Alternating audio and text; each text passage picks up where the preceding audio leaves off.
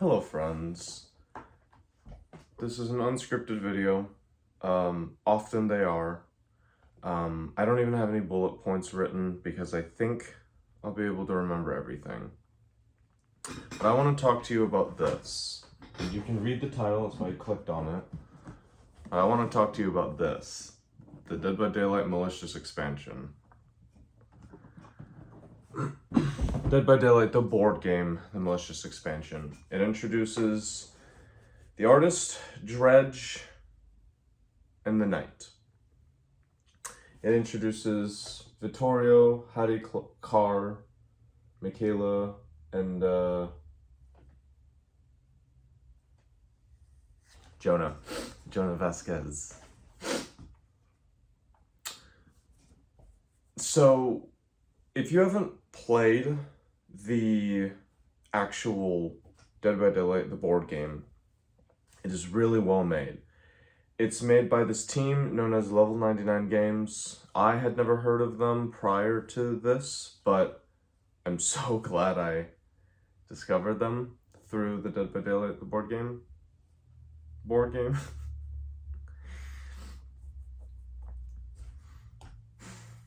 This game is crazy good. Like, it's really well made. It's very fun. It is extremely well balanced, and there is a lot of difficulty, but there's also a lot of ease. The game is very easy to explain. You've got 4 survivors who have their own set of movement cards.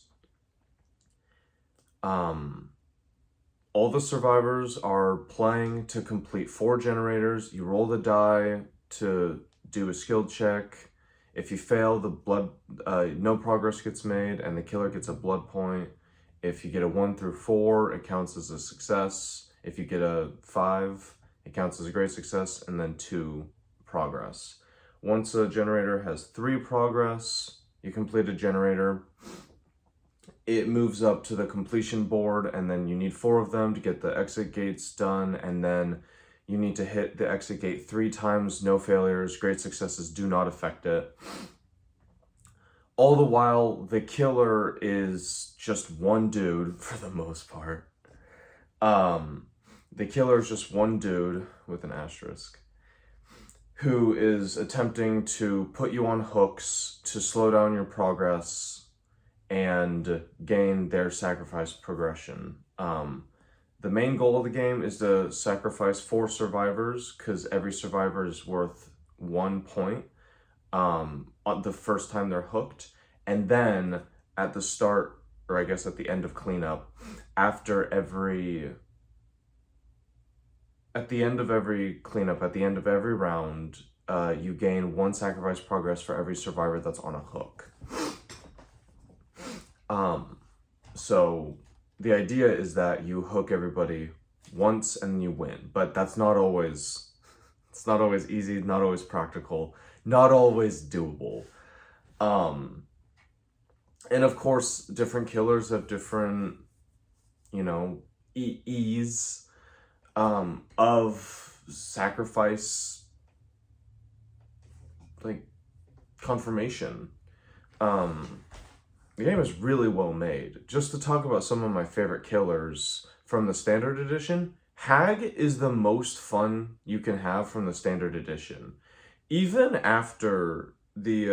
with the collector's edition and now with the Malicious expansion, the Hag is still a really, really good killer, and she has the really cool, unique benefit of being the only killer able to actually physically interact with the survivor during their turn. That's so cool. And then of course the downside to that is if you weren't ready for it, it totally messes you up, and sometimes it costs more than you have. And Hag is a very wealthy killer, but her power is also worth a lot, and so are her perks, and you use blood points in the match to like fuel your perks, and it's really fun. It is really fun. Clown is, in my opinion, the easiest hard killer. I won't go too much in depth on him because I actually know how to play Clown, and so I can talk about him a lot. Blight is really fascinating. I had to learn quite a lot. Um, I had to like relearn quite a lot to play Blight because you don't have a weight.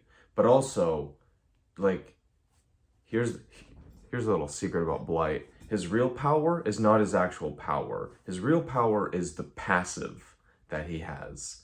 He doesn't have a weight, but he has 2 copies of the base movement cards, which means you can double path, which means someone sets down a pallet, go right through it. Blight's wild. Blight is one of the most fun killers you can play as, but he is actually difficult, despite the insane mobility. Blight is genuinely one of the best killers in the game. Genuinely. And then you've got Deathslinger. Dude, Deathslinger's so much fun. Anyways, but we're not talking about the base game or the collector's edition and then the future Gatekeeper and I forget what the other one's called. Yeah, in case you didn't know, if you missed out on the collector's edition from the Kickstarter, Level 99 Games is coming out with the there's 2 separate expansions. One of them has like the spirit and a few others, and then the other one has the trickster and a few others, as well as like new boards and hooks and generators and all that sort of stuff. Why they split it into 2, I don't know. But if you don't have the collector's edition, you'll finally, I think it starts next year, you'll finally be able to play with all the components that are like the most fun, aka the collector's edition. Yeah. So, the Malicious expansion. I've had it for about 2 weeks now. I live in the west coast of North America. Which is usually where it ships to first, and I hopped on it like day 1. I got home, I received an email saying, oh, something new from Level 99 Games, and I was like, oh, what is it? And Malicious expansion. I was like, click, buy, purchase, put that on the credit card. No, in all seriousness, well, I mean, yeah, that is what happened. That is being serious, but back on track. I've played the hell out of this game for the past, well, I didn't play it too much last week. But like for the past three weeks that I've had it. Has it been 4? At least 3. At least 3, at most 4. No, it couldn't have been 4. It was 3 weeks, yes. So for the past 3 weeks, minus last week, I've been playing the hell out of this game. And it's really good. It is stupid good.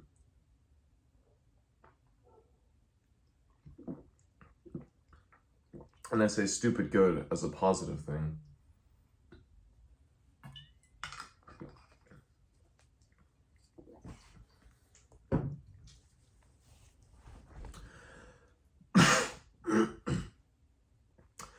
Sorry. Okay. I'm not going to talk too much about the survivors. I will note on them, but ultimately survivors still play the same way. The only thing that actually differentiates any of the survivors are their signature perks, so you don't need to talk too much about the survivors. But I really, really want to talk about the new killers, because the people that I've played with and the people that I've talked to about this game seem to, and before I started playing, I felt the same way. These killers seem like an insane power spike. And there is a reason behind that, and that's because these killers, their power is a lot more obvious.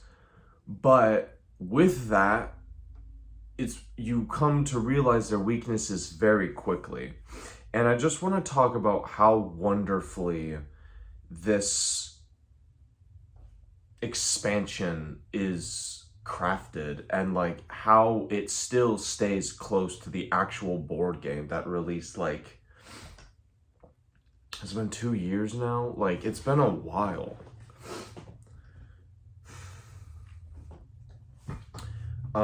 My favorite killer before this expansion was Blight. My favorite from the standard edition was Hag. My favorite from the collector's edition was Blight. And I'll talk about who my favorite is in the expansion when we get to them. But the Malicious expansion,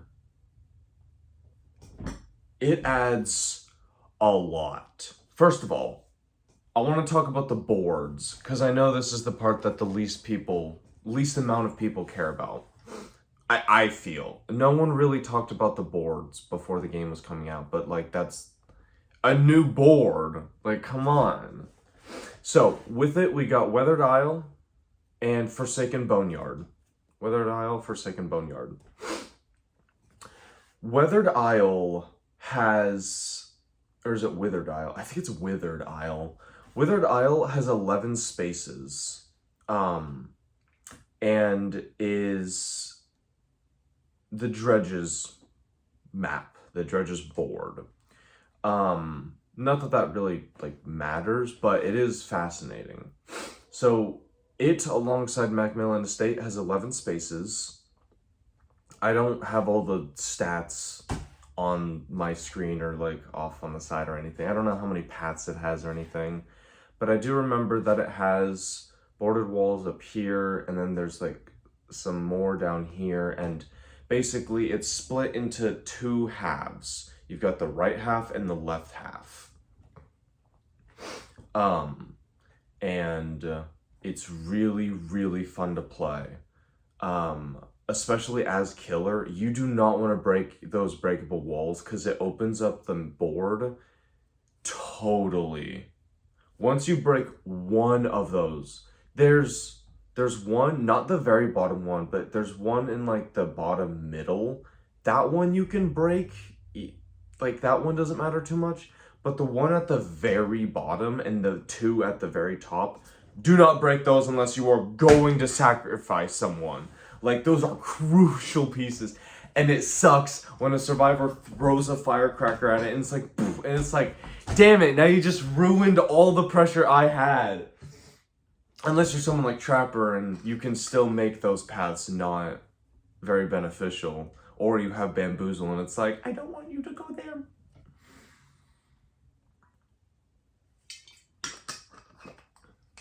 Withered Isle's a lot of fun. I've been playing on it a lot. I don't know if it's my new favorite board, but I do really like the 11 space boards. Macmillan Estate is easily the most balanced board in the game. I play on that one a lot, because it's got like it's got the upper hang, and then the right side, and then you've got the main section, and then you've got some of the side rooms. Like, it's really well crafted.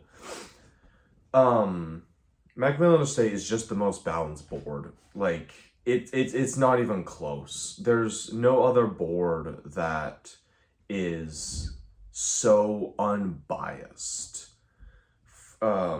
Withered Isle is definitely a killer-sided board. The killer has a lot of pressure, and unless you get firecrackers or your Nia, you're kind of stuck playing with these breakable walls just in the way.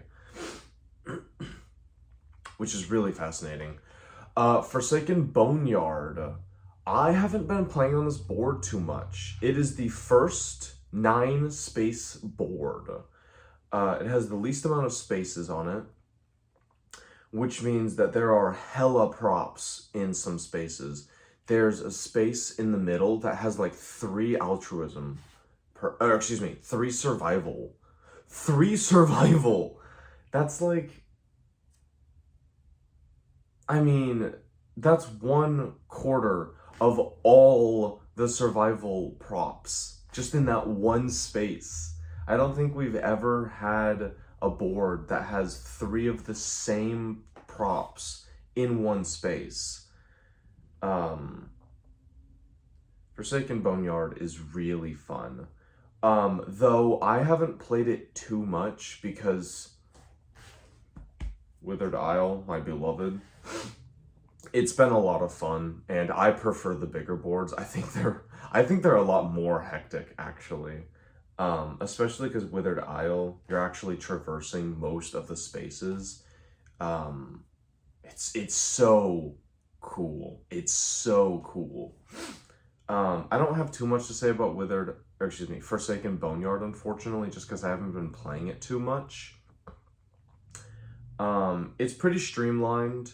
You've basically got your balcony, and then it sort of branches out into the 2 right sides. And if you're on like the ground floor, it's really hard to get around because you've got this giant mausoleum or library. I don't actually remember what it is. I don't fully know. It's like some giant tree, something. The Eyrie of Crows, you know. But it's a really hard board to traverse.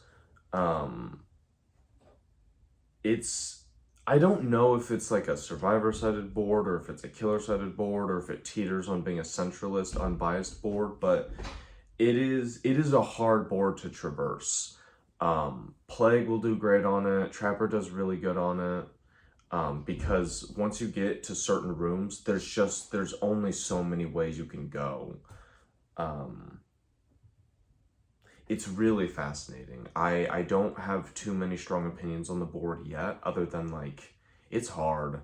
It's a really skill testing board to see how good you can capitalize off of its strange, uneasy to traverse environment.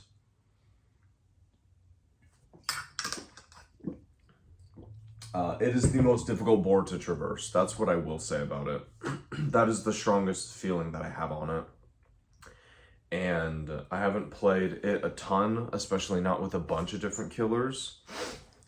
But Nia goes crazy on Forsaken Boneyard because she can go against one-ways. If you thought Nia was hard to catch before, dog, she is impossible to catch on Forsaken Boneyard. And there's only 9 spaces. How does one woman give you so much flack for just existing? Oh my god. But yeah, so the boards are great. I'll touch on the survivors a little bit, because like I said at the beginning, survivors are ultimately the same. Vittorio has a bunch of pretty niche perks. Let me actually open it so I can like talk about some of this stuff instead of just remembering everything, because memory is faulty. I heard recently, and this is really interesting, when you're trying to remember something, you don't remember the event, you remember the memory, and that's why memory is so faulty, because you'll never actually remember the event, and every time you tell the memory, you're retelling. Every time you retell the memory,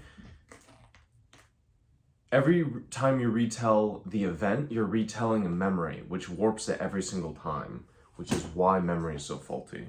I thought that was really fascinating. Okay. So, I'll start with Vittorio, because that's who I began talking about. So, Vittorio is ranked hard on difficulty, and he has 3 perks, starting with the signature, moving to the right. There, it goes 1, 1, 2, at blood point count. At the start of your turn, potential energy, Vittorio Toscano's signature perk. At the start of your turn, remove 1 progress from a generator in a connected space to add 1 progress to a generator in your space. It's good.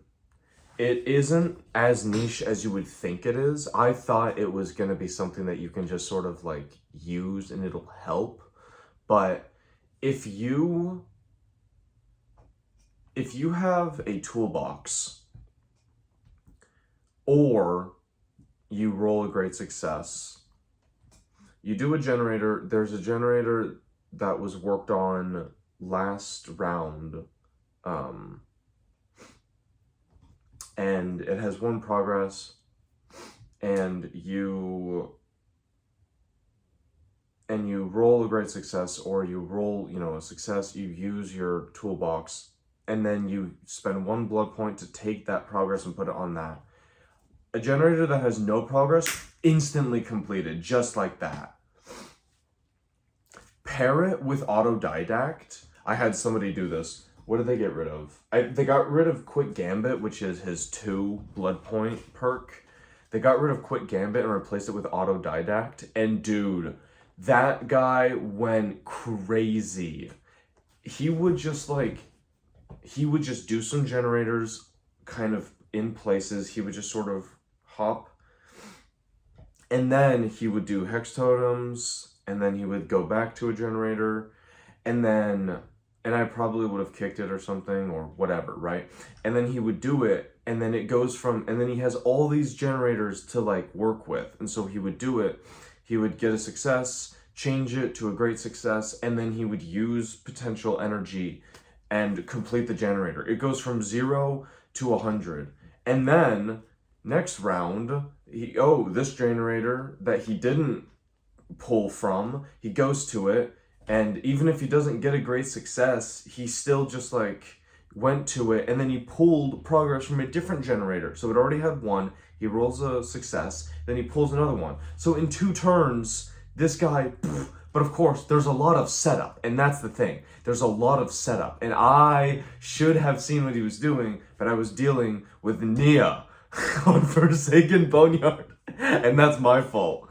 But Vittorio's potential energy is good. You have to be paying attention to it, and it being only 1 blood point, it's really hard to like, how do I stop this? If you're not Trickster, if you're not Doctor, if you're not Knight, how do you stop it, right?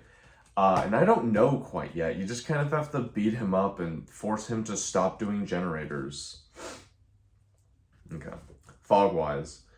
1 blood point. At the start of your turn, remove a breakable wall or pallet from a connected path. Place it on another connected path without any other component.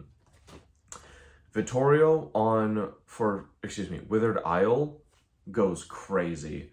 You can just remove the breakable wall. If you get on the other side, if you get on the left side, I don't remember what all the spaces are called, but I have the board right here, so let me stop being lazy.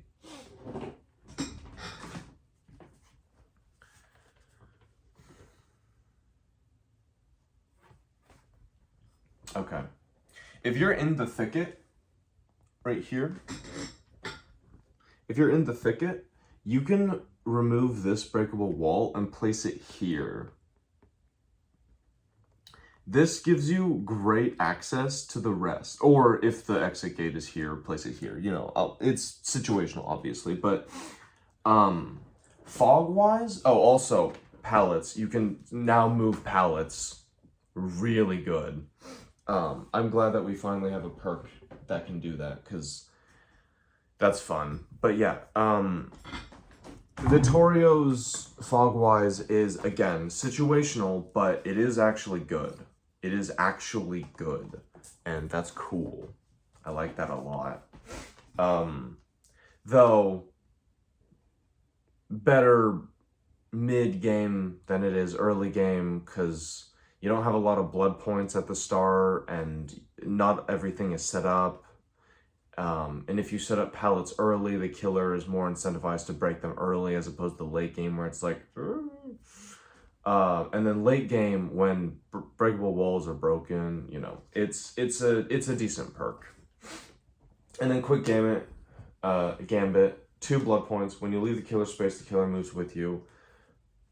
Not bad. I personally have never actually ended up using this perk because it's for the same reason I don't play Adam. Diversion is one of the most frustrating perks to go against, and quick gambit is To the same notion, but varying degree. They are ultimately just to throw the killer off of their path, which is really frustrating. But at the same time, like, if you're going up against Vittorio, you kind of just have to plan around it. And if you just wound him, it makes it a lot less applicable. And if he's in your space and he leaves,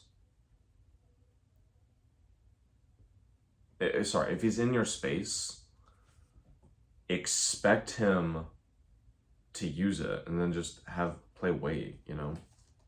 But I'm not going to tell you how to play the game. This is just kind of like a generalized overview.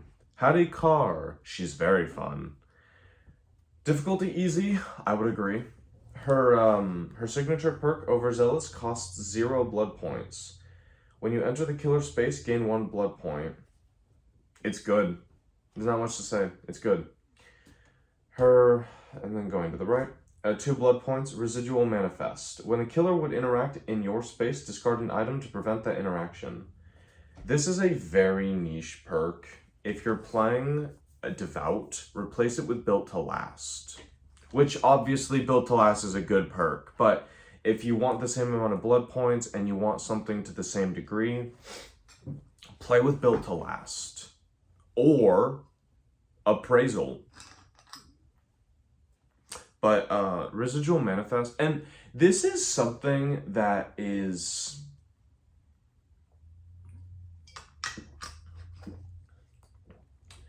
This is a pattern with this expansion. It seems like some of the perks are watered down versions of other perks that already exist, which is really interesting. My bag's in the way. There we go. Residual Manifest basically allows you to treat any item that you have like a flashlight, which is... For 2 blood points, not all that worth it. There's 4 flashlights in the chests. If you want a cheaper, better perk than this, Urban Evasion. Or excuse me, Streetwise. I meant Streetwise. Nia's perk, where when you interact with the chest, spend 1 blood point, don't remove the chest.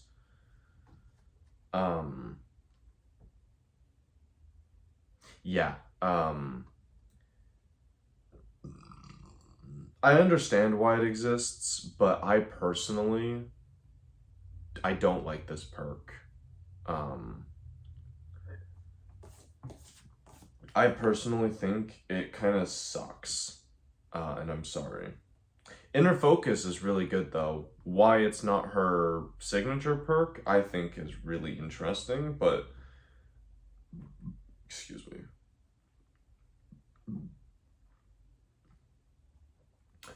I remember talking with some folks on the actual Level 99 Games Discord about why Overzealous isn't the signature perk. And I can't fully remember the conclusion we came to. I think No Mither was involved.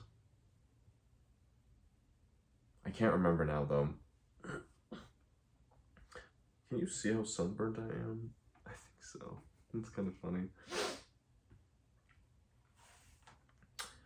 Alright, Inner Focus, 1 blood point. When you would move with your card, instead, roll 2 skill check dice and choose 1. Move directly to the corresponding starting space on the board. You then interact as normal. This is really fascinating because it intertwines her with the Dredge, which, in case you don't know, is the killer that she was introduced alongside. And the whole point of Haddie is that she's chasing after the Dredge. So I really like that they interlinked them together in their perks. It's a wild perk. It is really fun to use. It is really fun to use. But if for nothing else, Overzealous is a really good perk. Out of all of the blood point generation perks, it is among the strongest because you just walk into the killer space and then you can have it fuel things like streetwise, you know? Because of overzealous, a perk that is technically infinitely blood point generating, alongside off the record, those are probably the two strongest. Oh, but then there's smash hit too. Those are probably the three strongest blood point generation perks, and one of them's a signature perk. So okay, Jonah Vasquez, he is very interesting. So first of all, we'll start with the signature perk, exponential. They're not called boons, by the way. You do interact with the hex totems like you would a boon, but they're not boons. Exponential, 0 blood points. After you successfully cleanse a hex totem, instead of gaining a blood point, a sacrificed survivor moves along any path. They are no longer sacrificed. This does not count as sabotaging the hook, which means you do not get the blood point. The hook is not, the entity marker is not placed on it. Perks like Jonah's, or is it Jeff? Jeff's, I forget what it's called, but his signature perk, the one where he can remove a sacrifice progress when he is sabotaging or when he has been unhooked. After you roll the danger die. That one's really fun. But it doesn't work with exponential. Exponential is really good. It comes in clutch. I've had somebody save a game with it. I was playing Knight. I was playing against Knight. Wait, was it Knight? Yeah, I was Knight. No, they actually didn't win that game. I was Knight. Somebody used it. They were across the board. Boon moved across the palette, and I was like, that's unfortunate. If you pair exponential with something like adrenaline, that's a really good combination, actually. Use adrenaline, start a cleanup. If a generator was completed, you may take a survivor bonus turn. Go clean a hex totem, and then you don't even have to be near them. Just cleanse the hex totem, and then boom. That's only one sacrifice progress for the killer, and now that survivor is worth far less, and you only made them worth one sacrifice progress. Exponential does have some synergies, but it's mostly with bonus turns and kind of just being a general nuisance. Exponential is really good. Overcome. This is one of my favorite perks from the game, actually. Overcome, 0 blood points. At the end of your turn, if you are wounded, gain 1 blood point. It's that simple. This does really good for someone like David King. I absolutely love playing David King, and when I saw this perk, I was like, that's good. Okay, 2 blood points, corrective action. When you or another survivor in your space or a connected space rolls a 4, treat it as a great success instead. This is just a worse version of autodidact.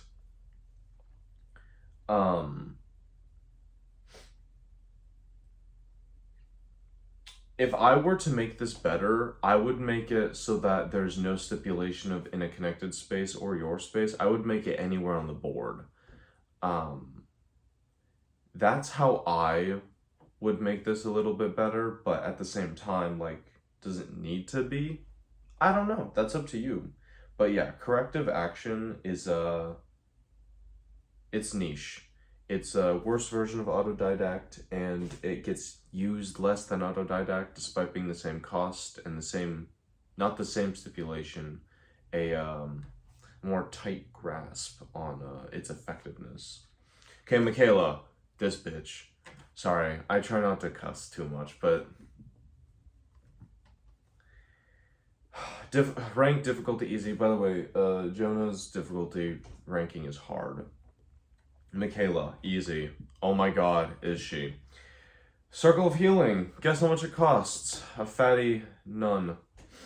After you successfully cleanse a hex totem, instead of gaining blood points, a survivor becomes healthy. Anywhere on the board. Just boop. There you go. You're healed. A really good counter to Exponential and Circle of Healing is Deathslinger's Retribution.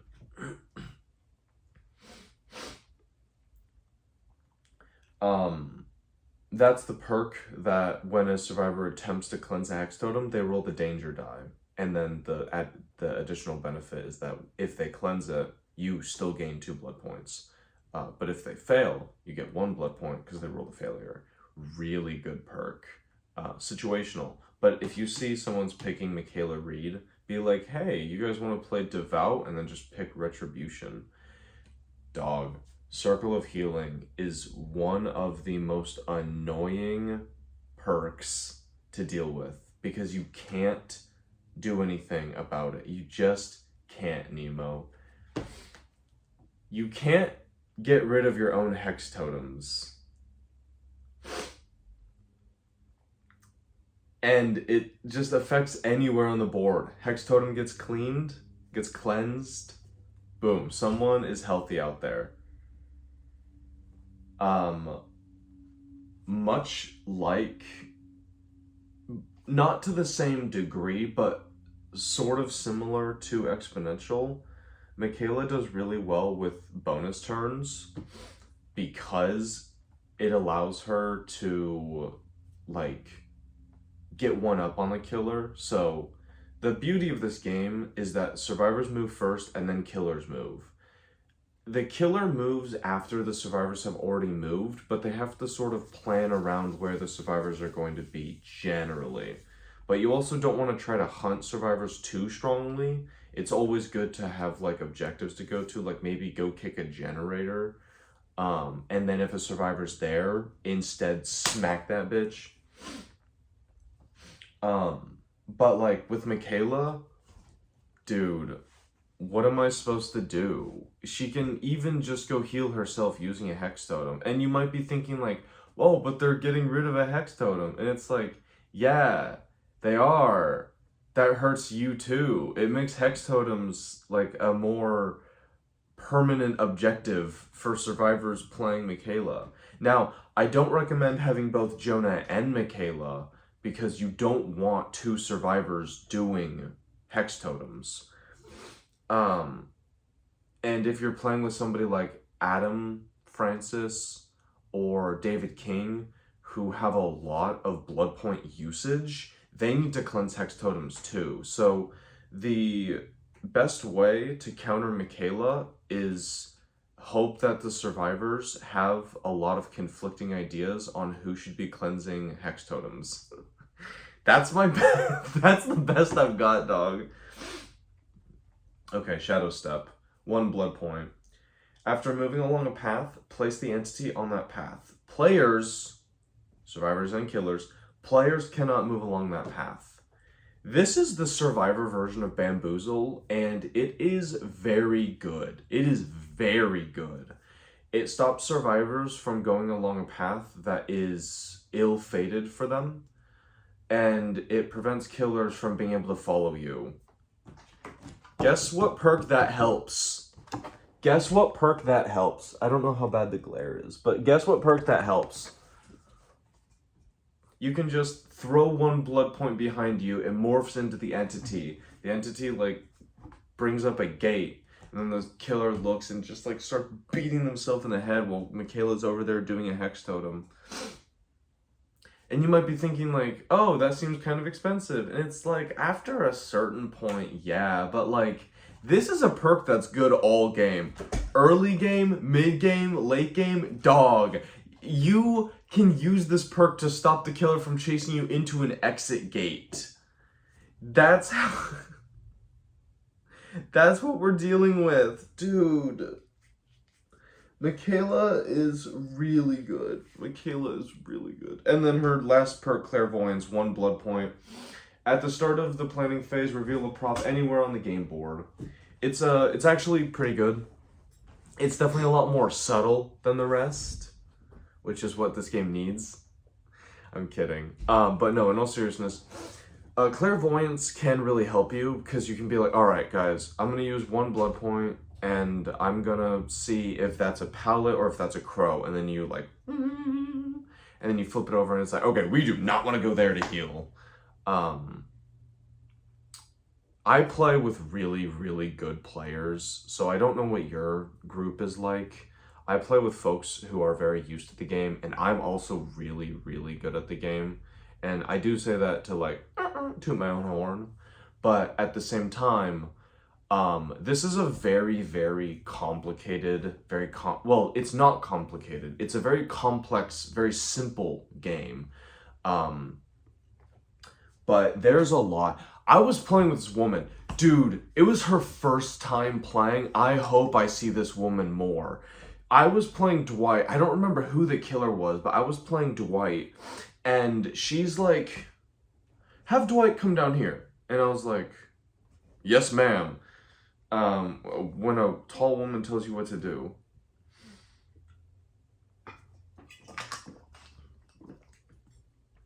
I was like, yes, ma'am. And I did. And she was like, all right, I want you to use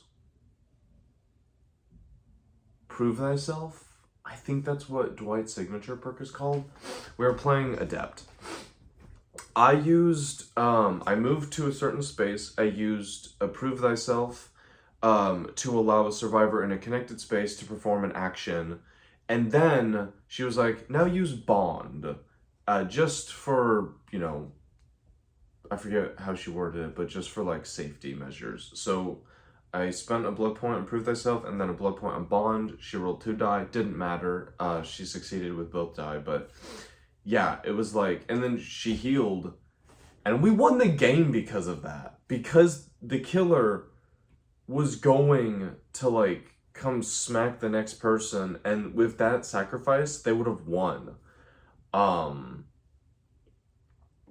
So some people, that was her first game that she claims. That was her first game, and she kicked ass. So, like, this is a very simple game, but the strategy goes deep, dude. It's such a well-crafted game. Also, don't sleep on Dwight. Dwight's good. More people need to stop using Adam and David and Jake and Zarina and all the like meta people. Branch out! God! And before I get into the killers, that's actually what I want to comment on about this expansion. This expansion has helped some of the players in my group, as well as me, become so much better at this game. Carnifex, when we get to him, has retaught me the value of removal. Clown already did it with Pop Goes the Weasel, but now the Carnifex, if I still have the image, look at how clean that board is. That's all because of the Carnifex. And I'll talk about how to play the knight, when I get to him. I'm going to start with Dredge, because, I know that's a killer that a lot of people want to hear about, and a killer that a lot of people are a little too bitchy on, a little too pissy over. But yeah, yeah, dude, this expansion is insane. It's absolutely insane.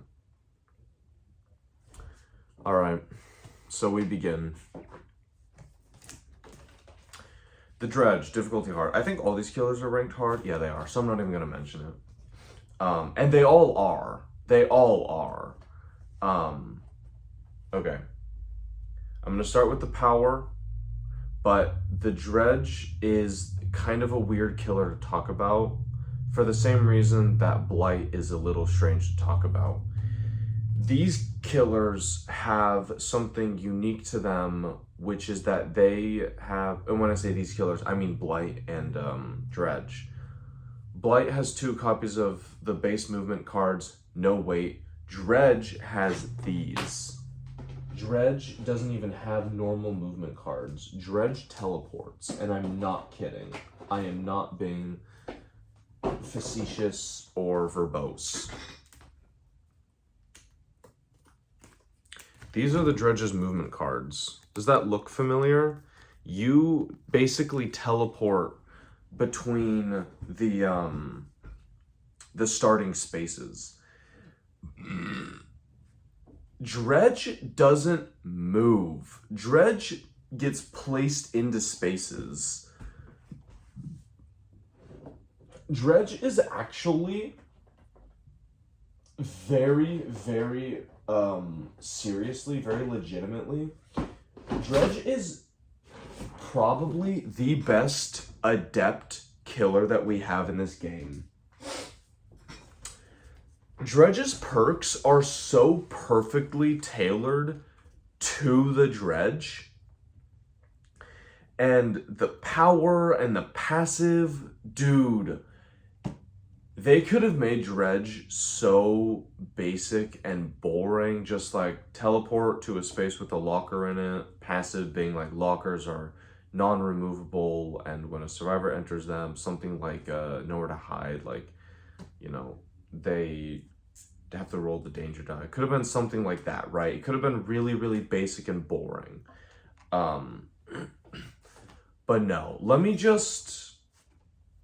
I'm gonna just read the power, read the passive, read the perks, and then talk about Dredge, because this is a killer. This isn't just a survivor. So I'm gonna actually talk about Dredge. Now, I will preface all this by saying Dredge is the killer I have played the least as and the least against out of these 3 killers. And that's not because Dredge is bad, that's not because Dredge is uninteresting, it's just the way that our games have gone.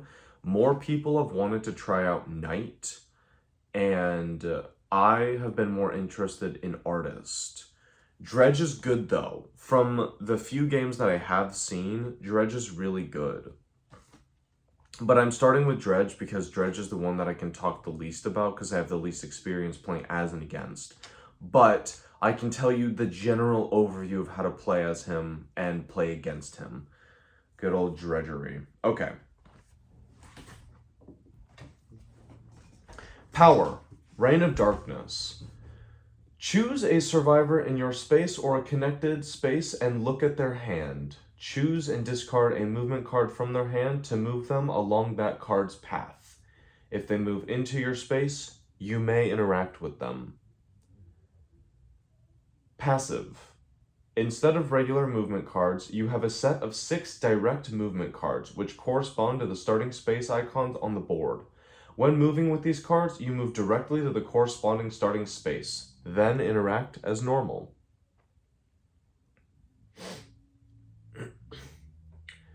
Dredge's signature perk, Darkness Revealed, 1 blood point. When you enter a space with an unoccupied locker, do not reveal a prop. Instead, flip that locker face down to move again along any path before interacting, if you would interact. Disillusion, 1 blood point.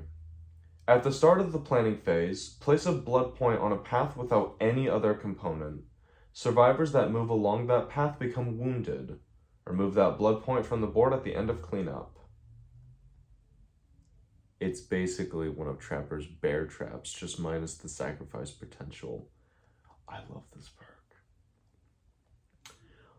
Septic Touch, 1 blood point. After a survivor reveals a non-objective prop in your space or a connected space, remove that prop from the game board. By the way, objective is yellow. Dog. We need to talk about the Dredge. The Dredge is, and I'm serious when I say this, balanced. Balanced and fair.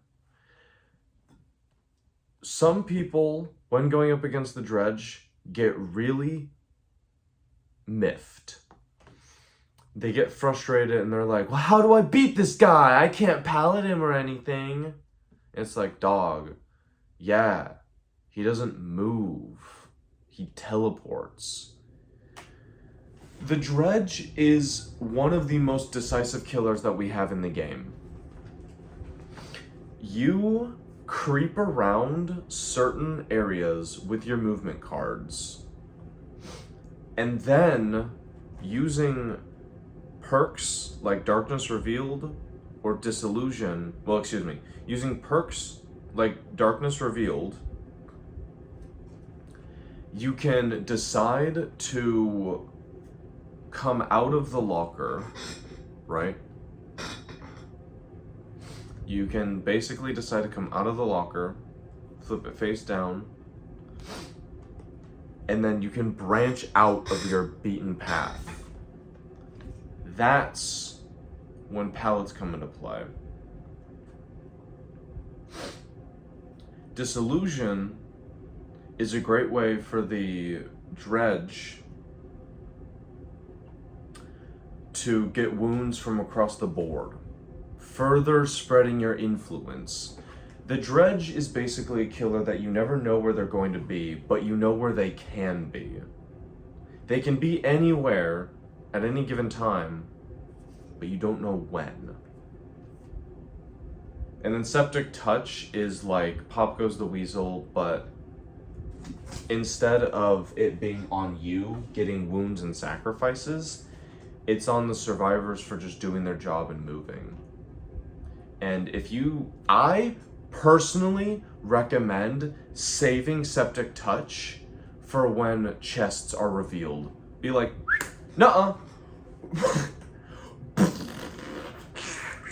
And then you just sink the chest into the earth, the hollow earth, and then you just consume it. You're like,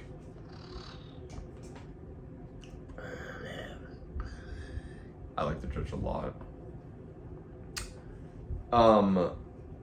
Yeah, Dredge is really good. So, I want to talk some general strategy for and against. As and against. That's stupid. The Dredge is beautiful. Oh, our sweet dredgery. The Dredge plays in a very decisive manner. The Dredge seems really easy to play, but when you actually play the Dredge, you're like, oh, damn, I don't have as much freedom as I do with most other killers. The Blight is the most free killer in the game, not having to worry about pallets.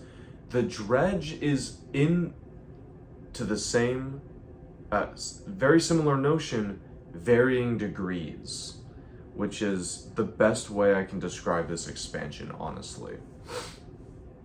This expansion doesn't introduce you to anything new, actually.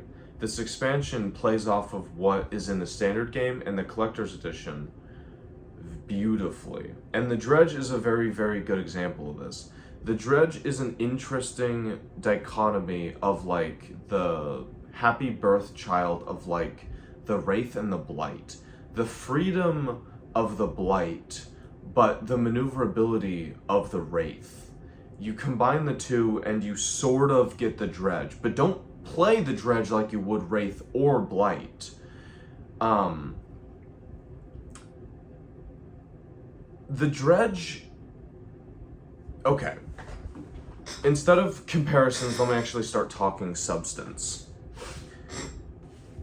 Your power is very good, but there are downsides to it. Survivors know where you can be. Survivors know where you have to end up. Oh, I should mention this. You cannot wait as Dredge. Dredge does not have a wait card like Blight. If you end up in space 5 and next round you play space 5 as your first card, you don't move. That means you don't interact. You have to stay on the move. You can play space 1 and then 5, and you can always end your turn in space 5. There's nothing against that, but you can't start in space 5 and then play space 5 and interact. Same goes for space 1 or space failure, right? You don't have a wait card. That is crucial to understand. You do not have a wait card. If survivors are smart, they will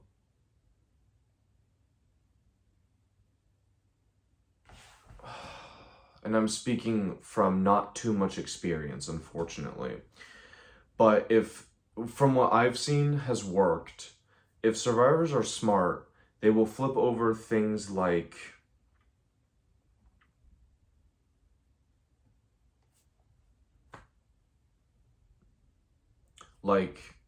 lockers and chests, and then once you use septic touch, then they can start flipping over crows.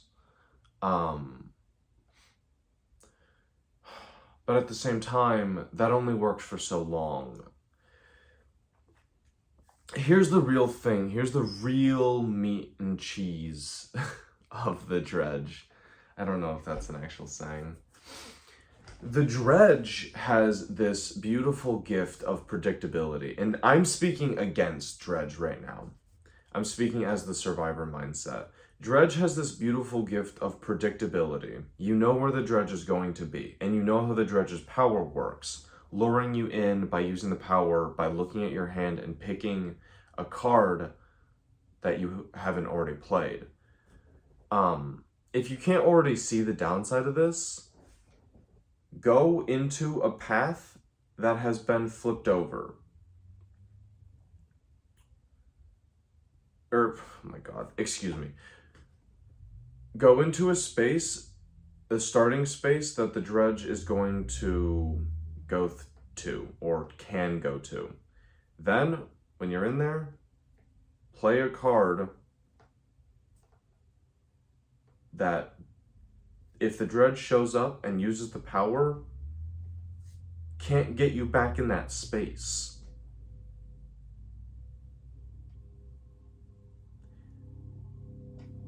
Then what, you know? The Dredge's obvious power is also the Dredge's obvious downside. Their detriment, if you will. The Dredge's freedom of teleportation, but lack of actual movement, is both a gift and a curse in this regard. That's why disillusion is really potent. If you see a survivor going into your starting spaces, the spaces you can consistently cross and trod, play disillusion on like a path that you don't want them to go. And so if they do, you wound them, and now you don't have to use your power for that. Now you can use your power for something else.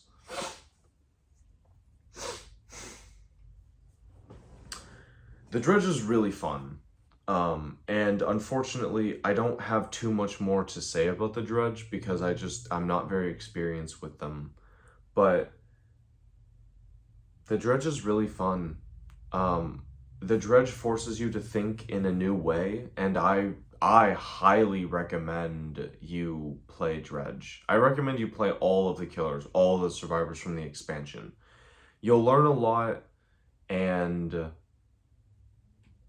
if you're going to start out as any killer from the expansion, first of all, do not start with any of the Malicious expansion killers. These are killers that you are going to feel beat with a stick if you start the game as them. If you want my recommendation for some good beginner characters, Doctor from the Standard Edition, Huntress from the Collector's Edition, Nurse from the Standard Edition. Honestly, I know this is maybe a bit controversial. Clown from the Collector's Edition. I think Clown is the easiest hard killer there is. But that's just me. Alright. Night. I have a lot to say about Night. Again, because this is a killer, I'm just going to read the power, and I'm just going to read everything as it is, and then we'll get into talking substance. Before I do that, I have to go use the bathroom. So, I will be right back. Hopefully I'll collect my thoughts too, because I have a lot to say about Night. Night's really, really good. Alright. Got my Haagen-Dazs. White chocolate, raspberry truffle. We're in this. Alright.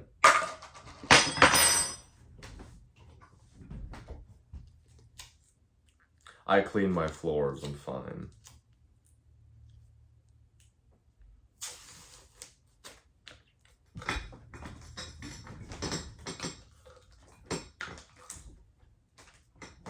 Alright. Gamers. The Night. The Night is by far one of the most interesting killers that we've ever had.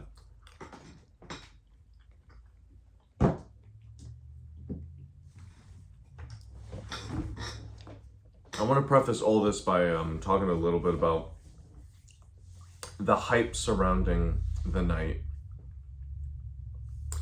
Before we actually knew what the Night was, the expansion was announced, and everyone wanted to know how Dredge worked and if the Night was going to be a 4v4 finally. Because we had a 4v2, or because we had a 2v4 with the twins, and the twins are really good. But we all wanted the 4v4, and we got it. So I'm so happy that they went the route that they did with the Night.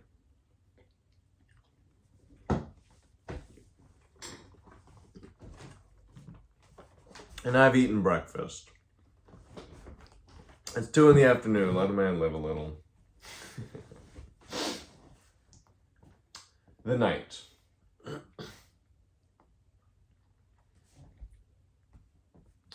Power. Guardia Campagna. Place a guard onto your space or a connected space. You may remove an existing guard to replace it instead.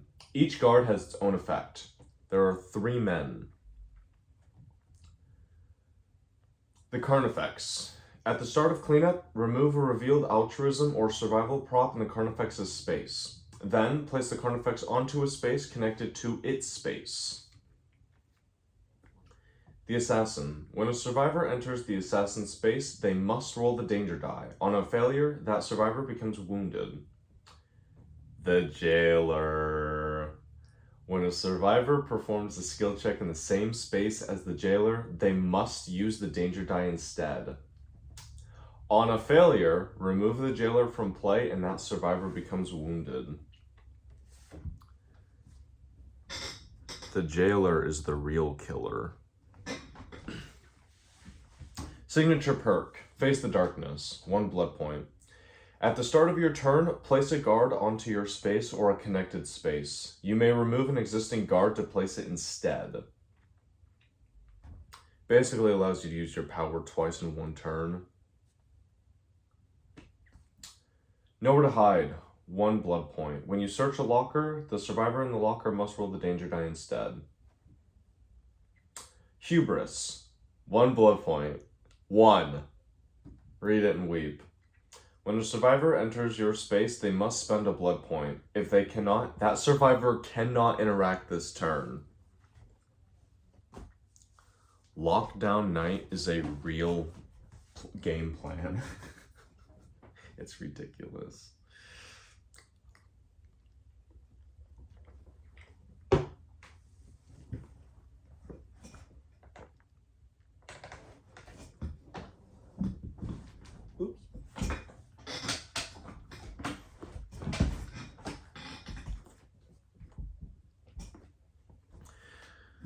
All right. There's a lot to cover here.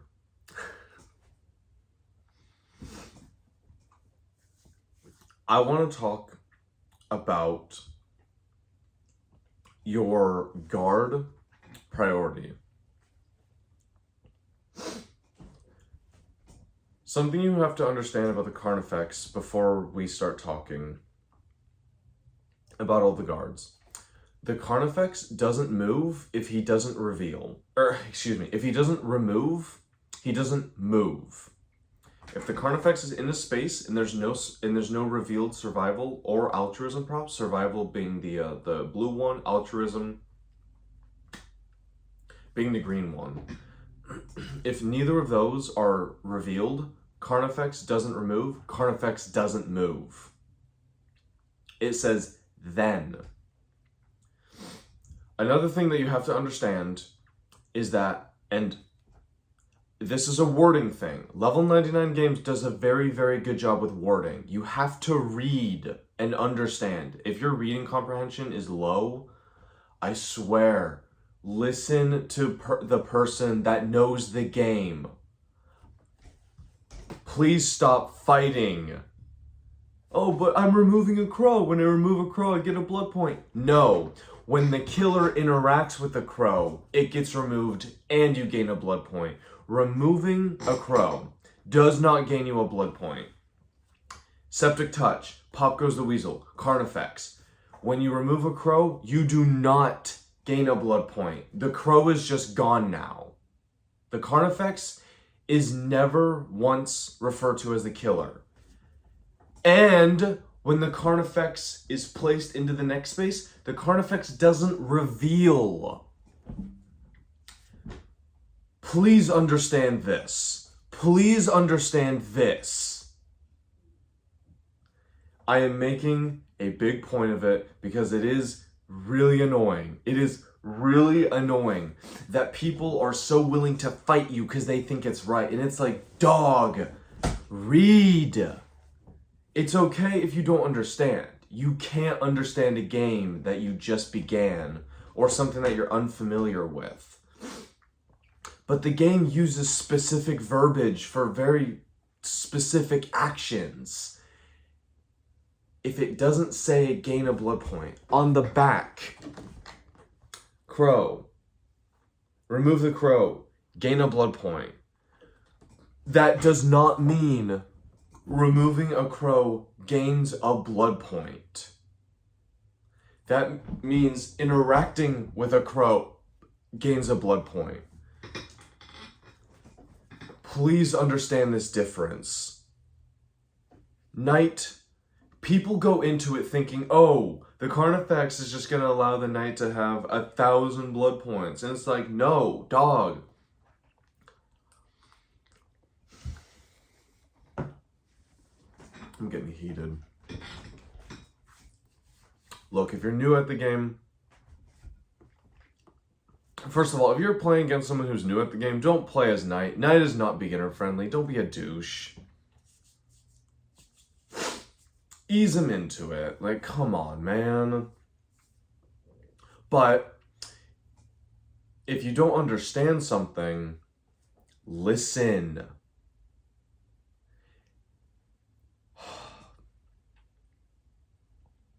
When I'm playing with players who I haven't played with before, usually they're like, are you sure the rules say that? And it's like, dog, I brought the game to the function. Yes, I know the rules. And I can explain it too, and I can explain why. But then they're just almost never satisfied. It's like, but I want to be stronger. It's like, dog. Okay. Now this is no longer talking about the Knight. This is just talking about my grievances with how poor sports. I absolutely hate poor sports. I hate people who don't listen. I despise playing against people who cannot stand losing or being put at a disadvantageous position. Dog, we're playing an asymmetrical game. Yes, I'm against you. The killer is literally supposed to be the powerhouse. Yes, the game is in their favor. There's 4 of you little miscreants running amok. God. Ah! All right, back to the Knight. Thank you for listening. God, I just had to get that off my chest. Oh. Okay. So the Knight. Carnifex. Get the Carnifex out early. Try to get the Carnifex out in like the middle area and then play Pac-Man with him. Waka Waka on all the props that you can. I know I've already shown the image, but if I have it again, pull it up again.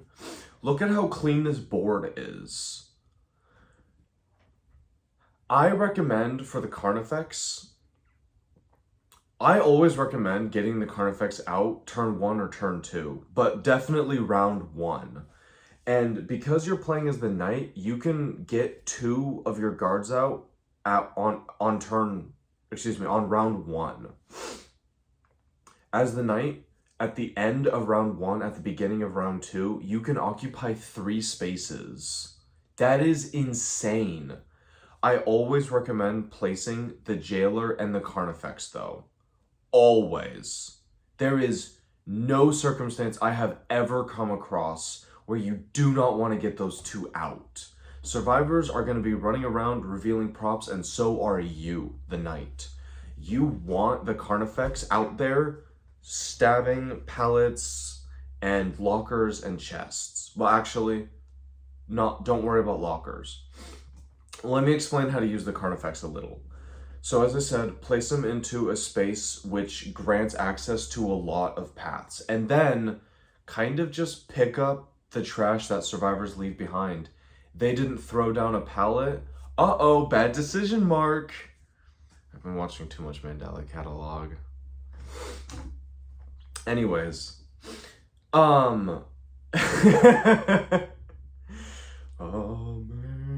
Amazing grace, so sweet the sound.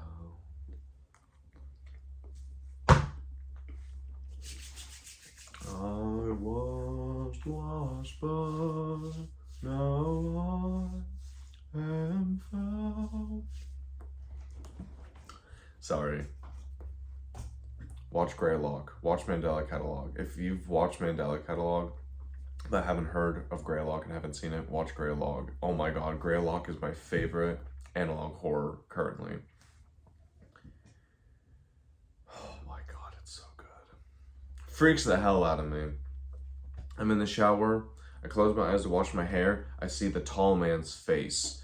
God, it freaks me out so much. Just the concept, all of it. Oh! I love analog horror.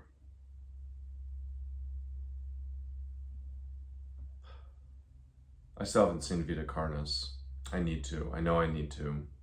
I know that's a really good one.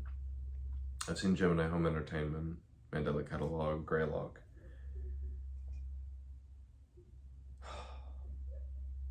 I love horror. I love horror. It freaks me the hell out. Anyways, I'm sorry. I do this, but like, it's a little fitting. All right. So the Carnifex, yeah. Basically just clean up. The Carnifex, think of him like a janitor. And your priority, in my opinion, should be chests, then crows,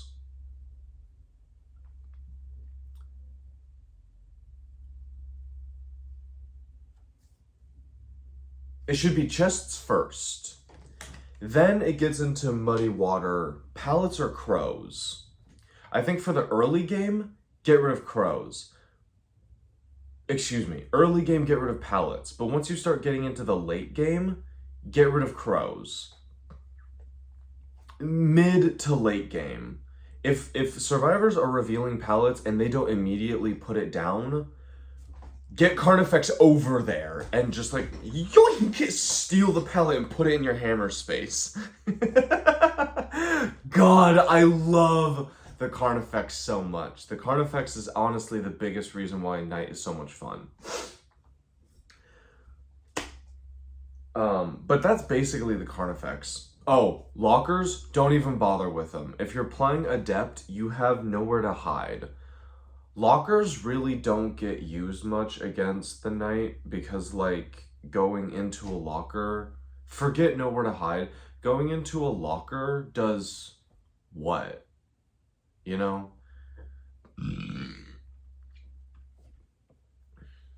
Now, if there's someone like Jane and the Carnifex is in a spot where you want to get to and there's a locker there, maybe remove it, you know?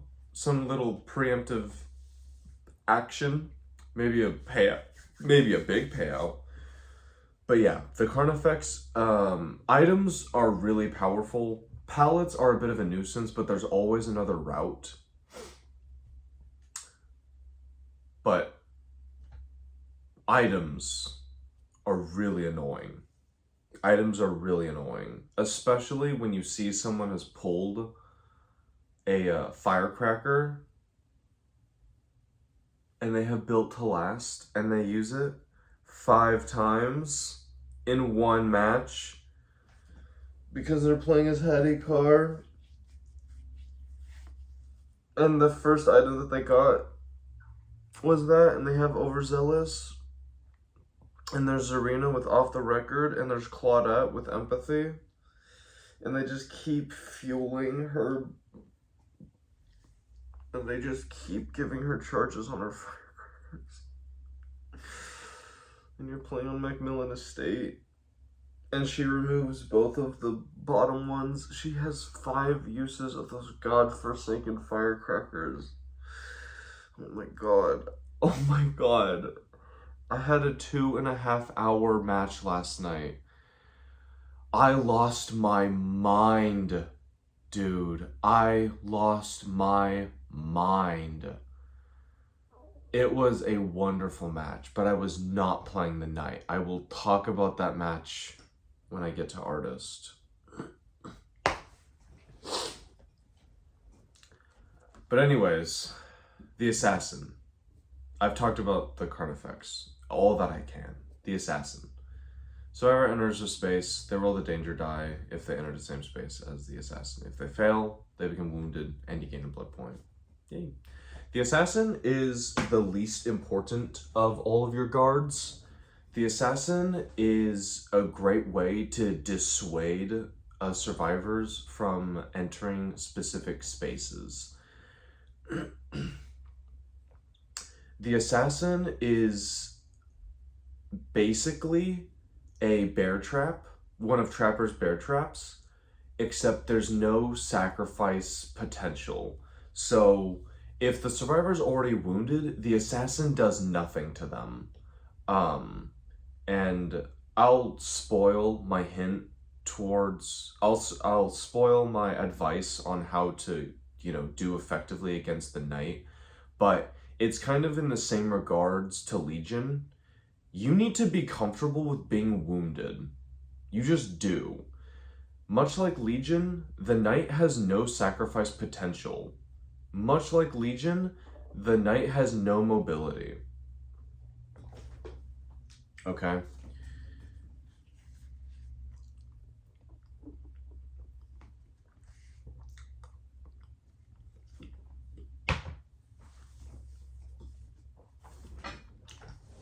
You don't need to be scared of the Assassin like you do one of Trapper's bear traps.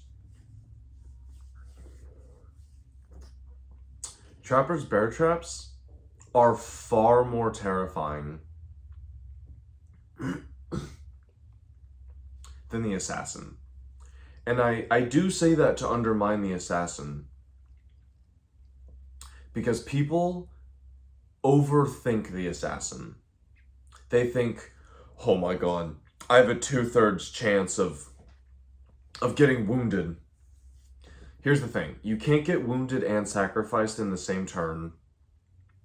The Assassin is stationary. And as I've said many times now, cannot gain sacrifice progress for the knight.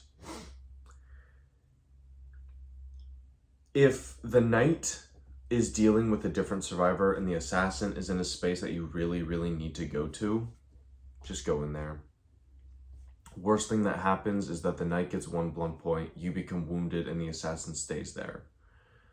it's not that big a deal. It is not that big a deal. I am like way overexposed, aren't I? I'm sorry. I just record off of my phone. Maybe that'll help a little bit. I don't know how to work a camera. I'm not a photographer or anything. I just know how to speak to a camera and share my ideas. I'm sorry if this has been awful to look at. I like that shadow though, that looks nice. It looks like cell shading with how stark it is. Alright, the jailer. Big dog, big boy, big dog. The jailer is, in my opinion, the real killer. And the team knew this, which is why the jailer gets removed after he's effectively used. The jailer is very similar to the assassin. Place him in a space, he is stationary. Survivors are able to move through him just fine, but if they do any action like heal, generator, exit gate, if they do any skill checks, they have to roll the danger die. And if they succeed, it becomes a great success because it's the danger die. So it's a double-edged sword, but it's weighted in the survivor's direction. Because if they fail, you gain a blood point because they rolled a failure, unless Arena's there. They rolled a failure, so you get a blood point. They become wounded, the jailer gets removed, they make no progress because they rolled a failure. The jailer is good throughout the whole game because the whole game, survivors are doing objectives. The jailer is an actual threat, unlike the assassin.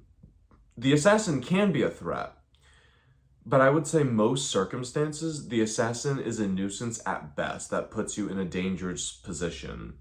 Not a threat. Now, the threat is the knight catching you after you've been wounded. But the jailer, honestly, drop the wound. Forget that the survivors get wounded. The jailer is effectively standing there disallowing you to just get normal successes, unless you're Jake. But you have to spend a blood point in order to correct that, you know? And like, if you have something like Bond, that's a really good counter to the jailer, but the jailer is really effective. The jailer is really effective. The jailer is genuinely, like, the reason why Knight can exist. So now that we're done talking about the Knight's passive and basically his power, we need to talk about the Knight. Because the Knight is, I am only a man. If you understand that reference, I like you a lot.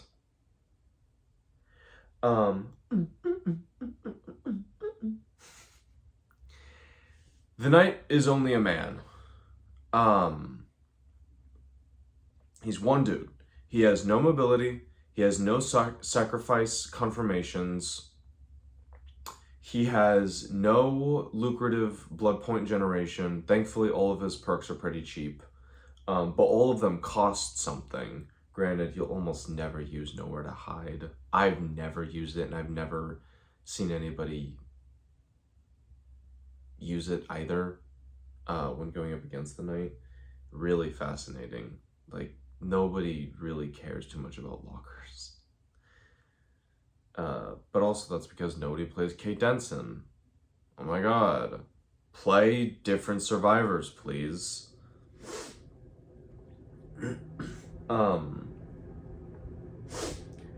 You are just kind of raw dog in this world. If you want my honest opinion on the Knight is not the killer, it's your guards. They're doing all of the work for you. You are just the one that has to kick generators, kick pallets, get sacrifices. The jailer is one of the best slowdown tools in the entire game. In the entire game, the jailer is one of the best slowdown tools. The assassin is really good for making survivors scared, and the carnifex is really good at removing any useful tool that they could have if they don't use it when they reveal it.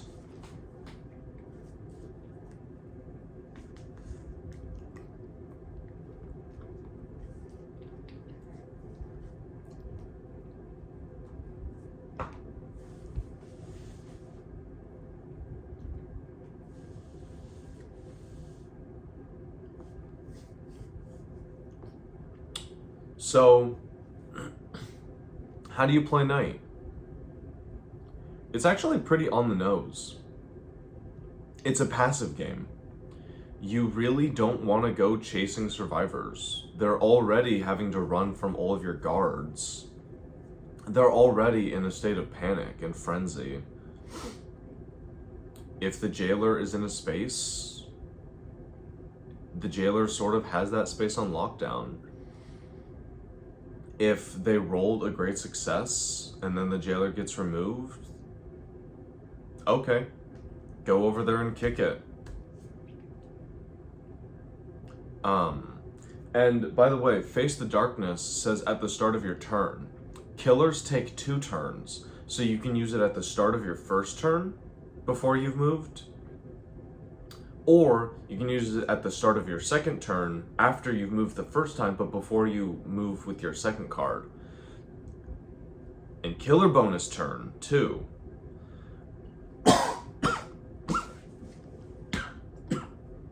Sorry.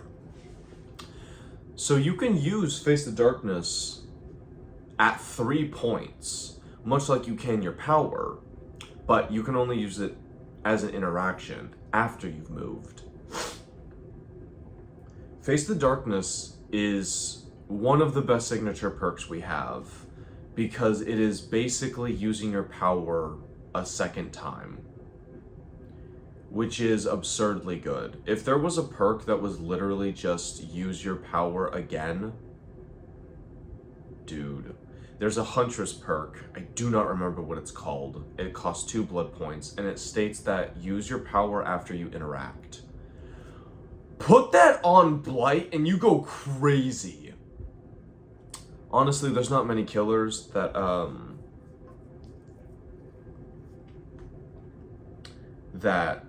are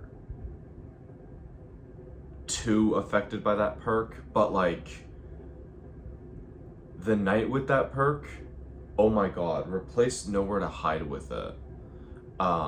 If you want to just like have absolute control over everything, kick a generator, and then after you interact, use your power to place the jailer there, and then at the start of your second turn, place the Carnifex like in this space because it's got like a crow in it, and then there's like a trail of like chests and lockers that you can go remove, and then just go walk around. Basically, the Knight is like a watchdog, is a guard dog.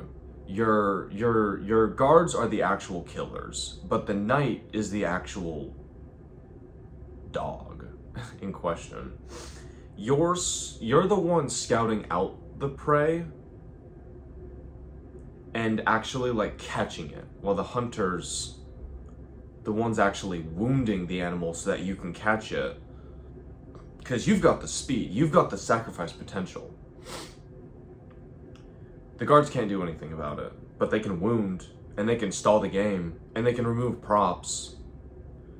Dude, Knight is insane. So then, how do you fight the Knight?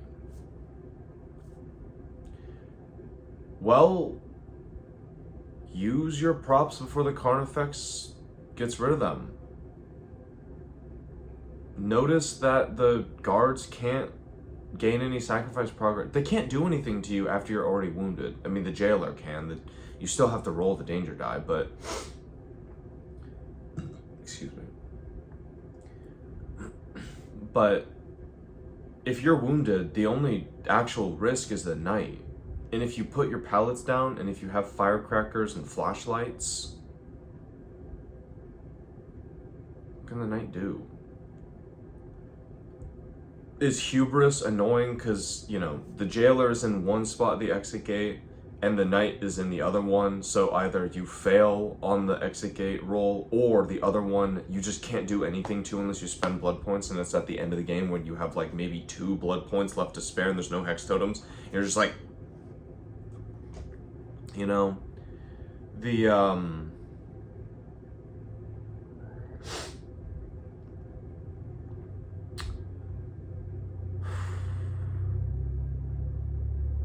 the knight is a very tricky killer to play against. Full admittance, full disparity, full disclosure.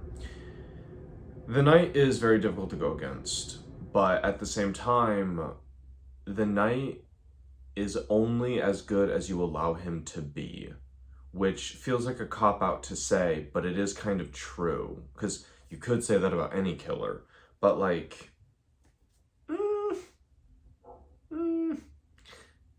the twins are effectively 2 killers. The only difference is that Victor isn't able to get sacrifice. Charlotte is, but he can go kick generators, he can search lockers, he can do whatever. The twins and the knight are pretty similar, but they are very different. Same notion, varying degrees. Again, this expansion expands upon what you know and teaches you new things. If you don't learn anything from the knight other than one thing, let it be this. Removal is powerful. And the reason the Carnifex is so good is because it gets rid of chests, crows, pallets, lockers if you're feeling spicy, if you have nothing else to play with. Yeah, dude, the knight, oh my god. Knight's good. Knight is really good. Shower time for the roommates, housemates. Alright. I'm gonna finish up my ice cream, then I'm gonna talk about the artist. Yeah. Alright. It's the same day. I did have my ice cream. I had fun. But I then spent an hour talking about nothing, going in circles and all that sort of stuff. So I actually wrote some stuff down because artist deserves a coherent thought. Cut this part out. God damn it, I was going to grab her board, her player board, so I could talk about it. Okay. Alright. Okay.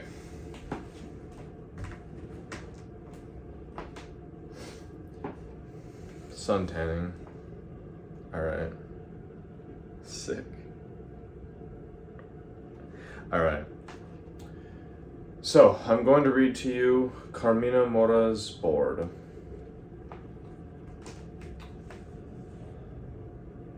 The artist. Power. Birds of Torment. Place a crow or dire crow from your board into any space. If there is a crow or dire crow in your space, gain 1 blood point. The passive. Begin the game with 3 dire crows on your player board. You and the survivors can interact with dire crows just like crows.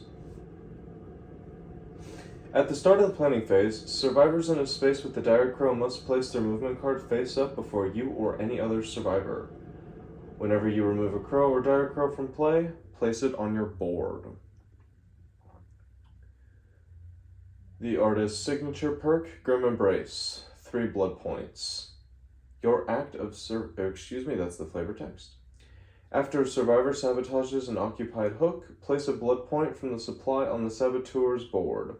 When that survivor is sacrificed, remove all blood points on the board. I'll talk about it. But it's not from their blood point.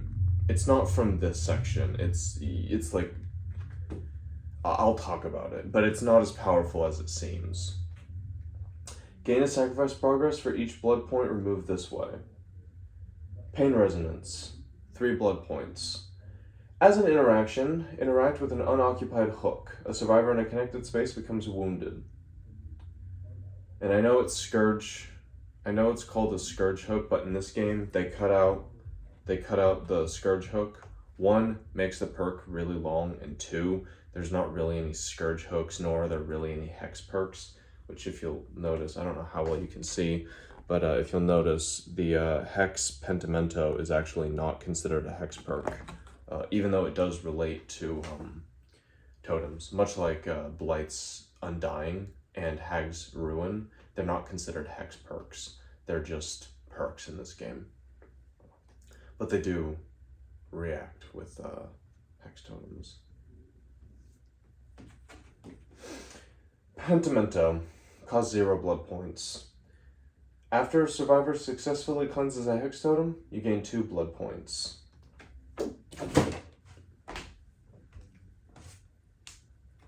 Okay. There's a lot that I have to talk about with the artist. I wrote about her power first, but honestly I want to talk about her perks first. Her perks are mediocre at best, and it's very unfortunate. Grim Embrace, let me actually tell you how it works because its description is a little misleading. So you have a survivor board, they have blood points up here, and then they have their sacrifice progress in this little corner here. The first time they get hooked, you take it off, and then you place it on the game board, on the realm, and then you build up your progress upwards to 8, and then you win. But Grim Embrace, you take a blood point from the supply and you place it up here. It doesn't affect anything here.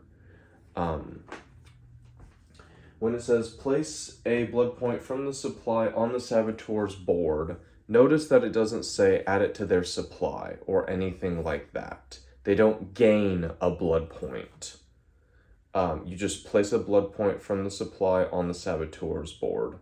When that survivor is sacrificed, remove all blood points on their board. But you're not literally removing every single blood point on the board, just the one in the corner.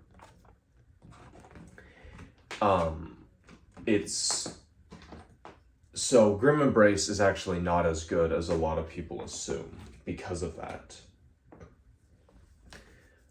It costs 3 blood points. You need to hook somebody has to unhook, and then you need to spend 3 blood points to make them worth 1 more sacrifice progress. And if they keep unhooking, you need to keep spending 3 blood points to keep adding blood points to their sacrifice progress. And if they don't have the little sacrifice progress prop icon, whatever, on their board, you can still add blood points to it. But yeah, it is a strange perk. Ultimately, the biggest problem with it is that it's too niche. What did I write? Too niche, too much commitment, and what I should have also written is it's too damn expensive. So Grim Embrace might contender for the worst signature perk in the game. Scourge Hook, Pain Resonance. Again, it's just called Pain Resonance in this game, but it's basically a worse overcharge, though it does get better into the end game. Overcharge is Doctor's perk. It costs 2 blood points. When you damage a generator, you are able to spend 2 blood points and wound a survivor in your space or in a connected space. Overcharge is great early and mid-game because it removes progress from a generator and it deals damage to survivors. And I don't know too much about the math of the game, and I'm not specialized in that sort of field. I just have pretty good game sense.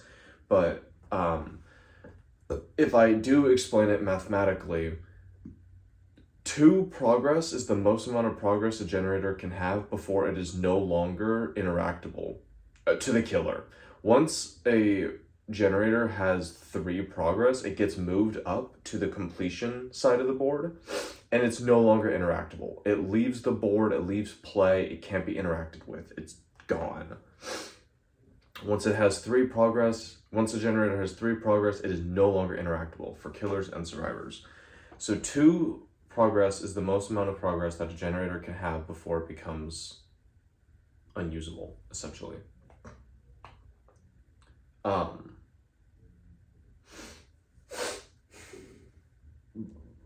Anyways. No, how I should word it is that 2 progress is the most amount of progress that a generator can have while still being interactable. There we go. That's correct. Yeah, I knew something didn't sound right.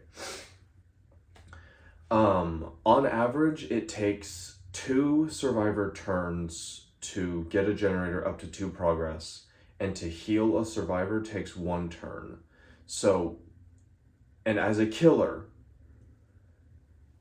2 blood points is effectively 2 survivor failures or 1 venerate action on a hex totem, where you gain 2 blood points when you interact with the hex totem as killer.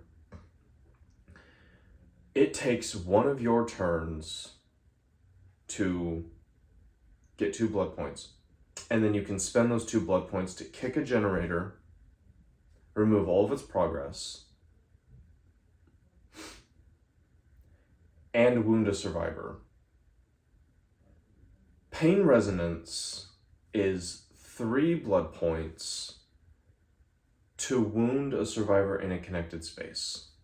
The stipulation is that you have to touch a hex totem, or excuse me, an unoccupied hook. There has to be a survivor in a nearby space, and you have to have 3 blood points. The math of it is not good at all, because bonus turns are worth 4 blood points. And I would rather save up for my bonus turn than spend 3 blood points on getting a wound. And if it's like past a pallet or something, then, you know, whatever. But yeah, ultimately the artist's perks are not looking good so far. So let's actually get to the artist's best perk and why it's also not very good. Hex Pentimento, again just called Pentimento, but I know what it's actually called. Hex Pentimento. Straight downgrade to Retribution, though Retribution does make survivors less willing to do Hex Totems. But at the same time, if they're not doing Hex Totems, it's left for you, so that they're not doing it. Hex Pentimento doesn't give you the benefit of dissuading survivors from doing it. It gives you 2 blood points whenever they do, but that only gives you 5 uses out of it. Retribution gives you a potential infinite amount, because it's possible that they just keep failing. Clouds are rolling. I don't control the lighting. Let there be light.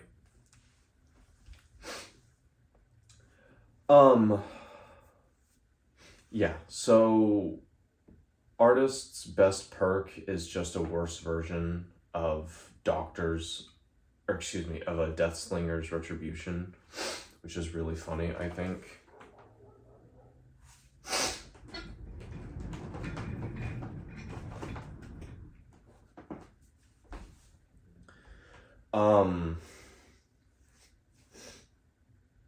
As I am pretty certain I'm going to call this video, to the same notion, varying degrees. Artist doesn't really have an original perk except for Grim Embrace, but it sucks, and that's just kind of unfortunate. if you want my recommendation for how to play an upgraded version of Artist without giving her anything too busted, replace Pentimento with Retribution, replace Pain Resonance with Overcharge, and replace Grim Embrace with Pop Goes the Weasel. That is a really, really fun way to play. Now, why Pop the Weasel? I'll explain it later. You could also use Septic Touch, but I would recommend Pop Goes the Weasel, also because it's free.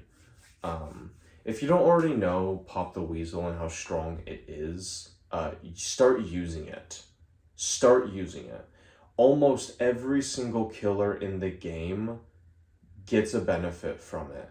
I can't think of any killer that specifically doesn't like it. Pop Goes the Weasel is amazing. Clown has some of the best perks in the game. I wish we could have Colorophobia on other killers. Oh my god. Why do killers have signature perks? Why? I understand why survivors do. Why do killers? Please! Please! Blood Favor on Legion! Please! Oh my god! Blight's signature perk is so good on Legion. It's so good. Alright. Yeah, that's kind of all I have to say about her perks. If you want some other perk recommendations though, obviously Insidious, especially because you're an information killer who knows where survivors are going to go. So you can play your wait card, like, if you haven't moved at this turn, you know, aka your wait card. If you would interact with a survivor and they're healthy, pick them up immediately. For 2 blood points. Mama. But Insidious is good on like every killer except for Dredge for the reasons mentioned earlier, and Blight because Blight has no weight. So, you know. What's another good recommendation for perks? I'm not going to linger on it too much. If I can't think of something, I'll move on.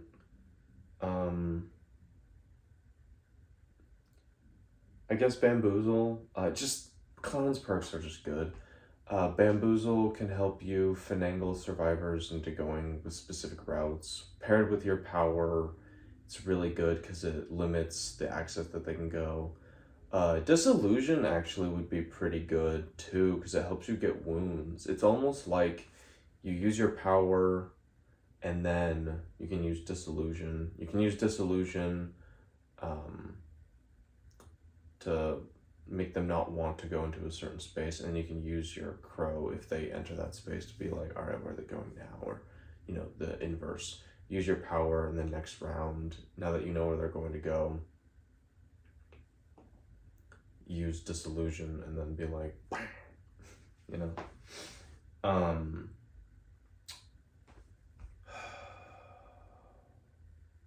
You know what? No, I'll talk about this now. I was gonna save it till the end, but because I wanted to talk about Carmina's power first, but I don't think it matters too much because we're just talking about perks. And this will be fitting because I'll explain the artist in a bit. But Artist is honestly good with every perk. She has decent blood point generation. The fact of the matter is that she actually has blood point generation.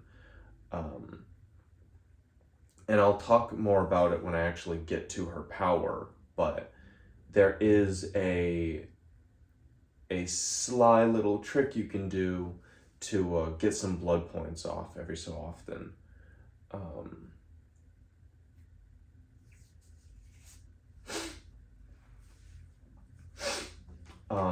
Sorry if I'm like so aggressive with myself. I know it seems kind of, anyways, seems kind of rough. I'm sorry. Carmina is not perk dependent. She's not perk reliant. Oni has, if you want to like actually break down what Oni is the wealthiest killer in the game. His ability is the ability to constantly fund his perks, both the most expensive ones and the least expensive ones. Oni is a train that chugs along, and he just steamrolls.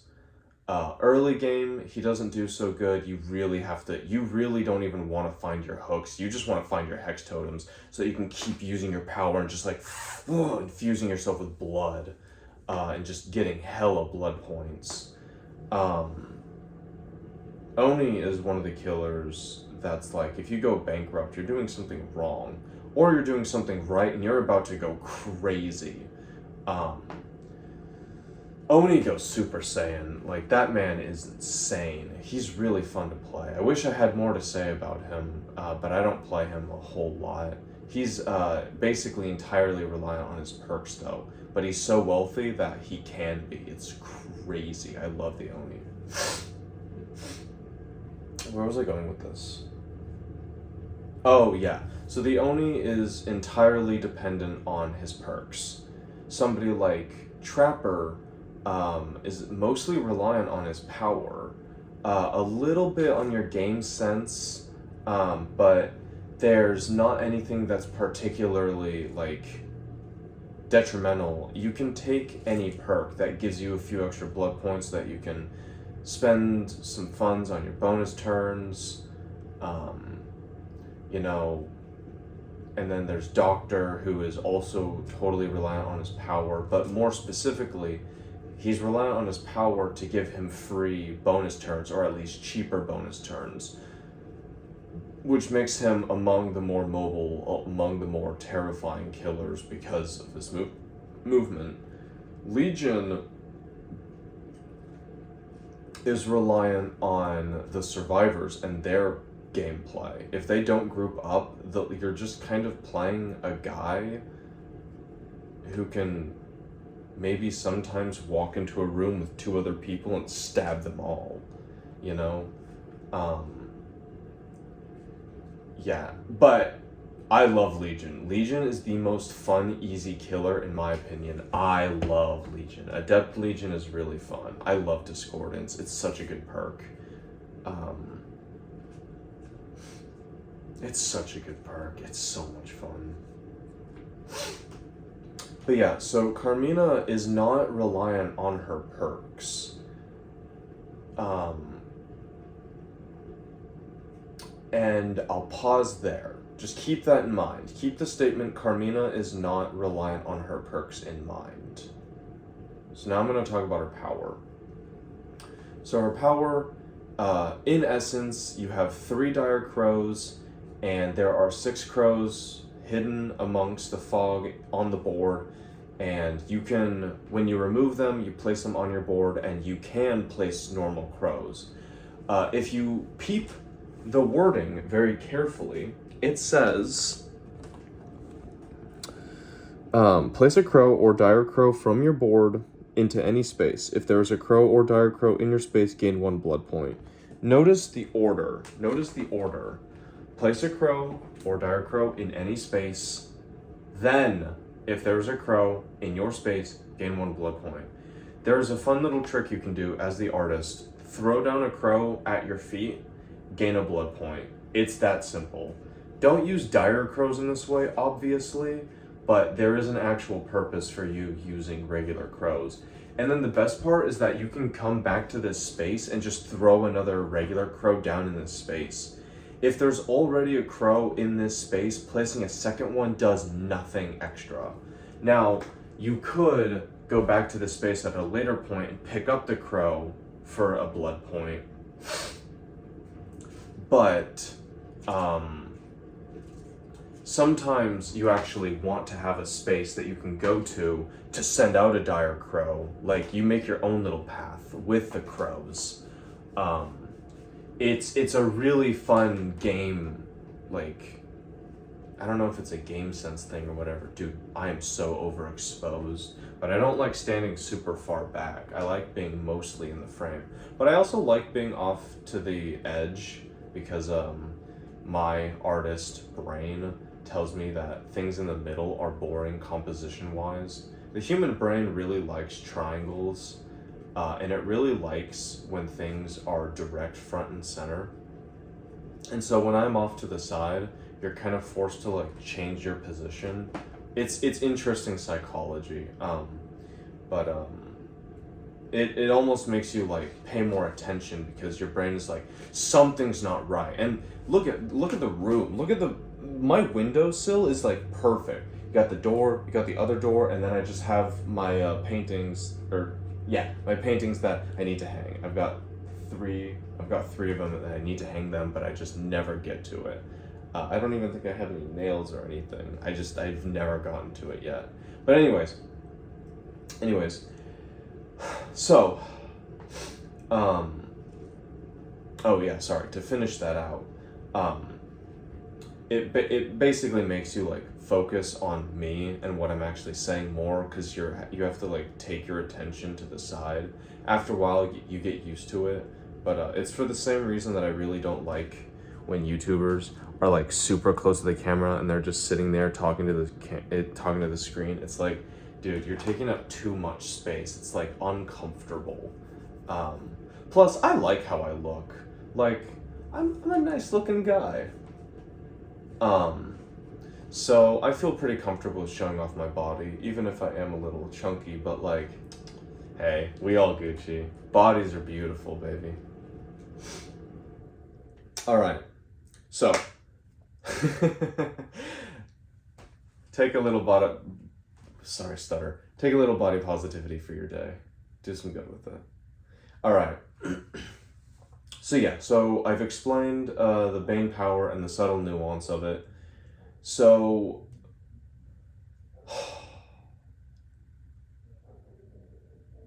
Carmina's power is, and I want to say this very carefully, but I want to say it bluntly. Carmina's power is not your own. You as the killer, this is not your power. How I describe it is, you just get to choose when and where dire crows get placed. This is really hard to explain without like gameplay or anything, but I'm not going to record any of my game sessions because that takes me out of it if I'm worried about filming for content. Maybe one of these days I'll do it. Maybe I'll like specifically set something up, but also I don't have cameras to like film everything, and I don't just want to be like filming like it's just, let somebody with a higher production value do it. But also there's just not a lot of gameplay out there of this game, and it's kind of sad. Anyways, try not to get sidetracked. I do this a lot. I apologize. Yeah, but you already know, I've already talked about analog horror. Like, I don't even remember how I got on that. That was like hours ago at this point, but for you, that was probably just like 30 minutes ago. So I'm all over the place, and I apologize. So ultimately, the thing about your power is that you don't actually get to benefit from it. Your power is only as good as your game sense. Because when a survivor begins the planning phase in the space with your dire crow, they have to play their hand face up. This leads to two problems with the dire crow.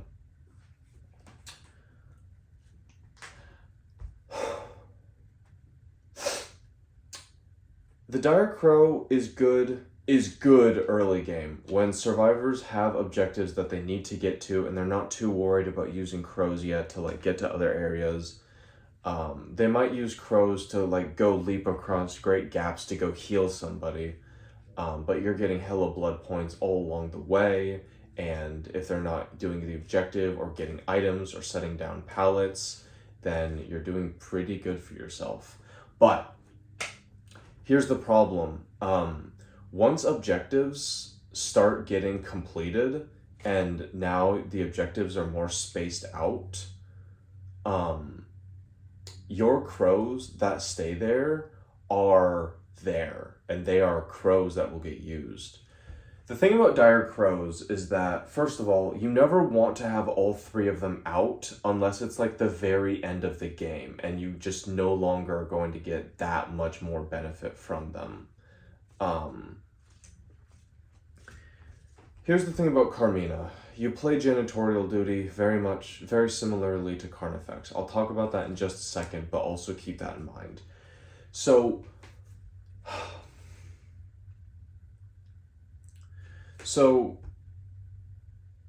this is great. So I'll just finish up my bullet points and then I'll talk about it. So, use dire crows in important spaces. Once the space has no more important props, remove the dire crow.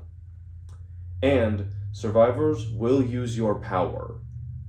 I will repeat that one more time for extra emphasis. Survivors will use your power. You as the killer. Survivors, they're going to use your power. This is a hidden benefit because when they do that, a blood point, obviously it's still a crow, but you end up knowing where they won't be.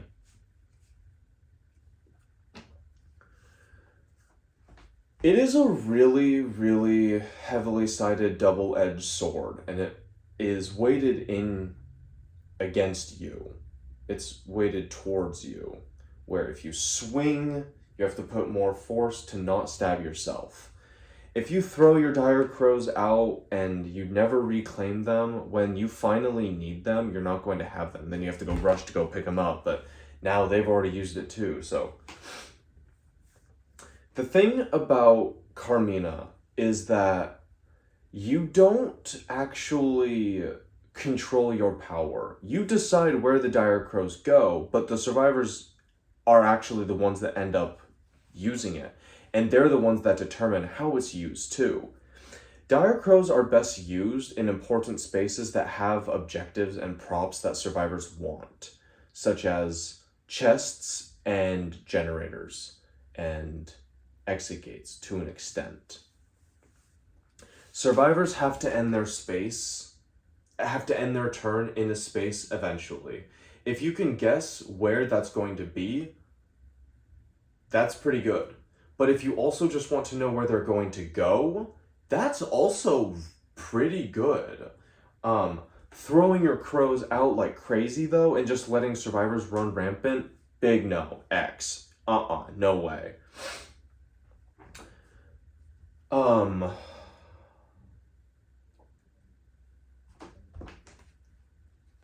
What did I tell you to keep in your mind? Yes, so, if you have your dire crows down in spaces where survivors are going, where survivors have no props that they care about anymore, you just have the dire crow in there, you know a survivor won't end their turn in that space, because if they do, now they have to tell you where they're going to go. Now, they don't tell you the end goal, they just tell you the immediate path that they're going to take. And that's really stupid, obviously. So, if you've been paying attention to what I've been saying, or you've played the artist, and you're just here to hear somebody else's opinion, something you may not have totally realized, something you may have realized, given the previous statements, is that your dire crows get used only when you have them. It's not like Trapper, where if you place a trap and you're no longer happy with its position, you can just, on the other side of the board, be like, all right, manifest it and then place it down. No. If you're Carmina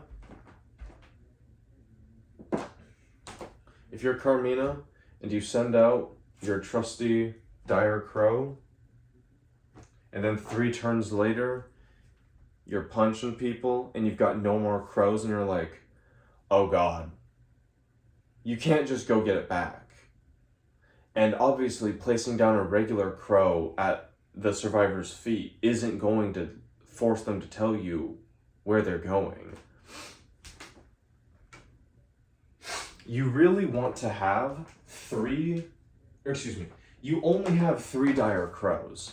But in order to use the dire crows, you have to have them in your supply. You have to have them on your board. Survivors are ill-fitted to adhere to your requests and your demands. They want to throw pallets down at your feet, and they want to get generators done, and they want to flash you in the eyes with flashlights, and they want to hit you with flashbangs. They want to heal each other, and they want to reveal your movement with rainbow maps.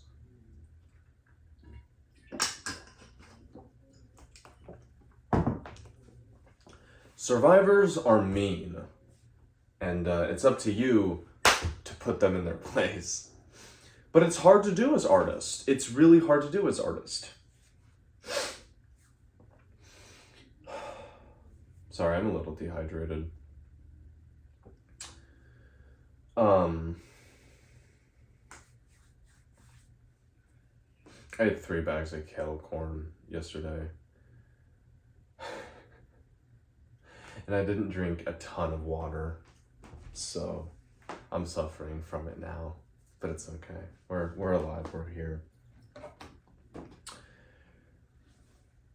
You have to physically go recollect your dire crows. This is why I recommend things like Pop Goes the Weasel, because if you're playing Bloodweb or Devout,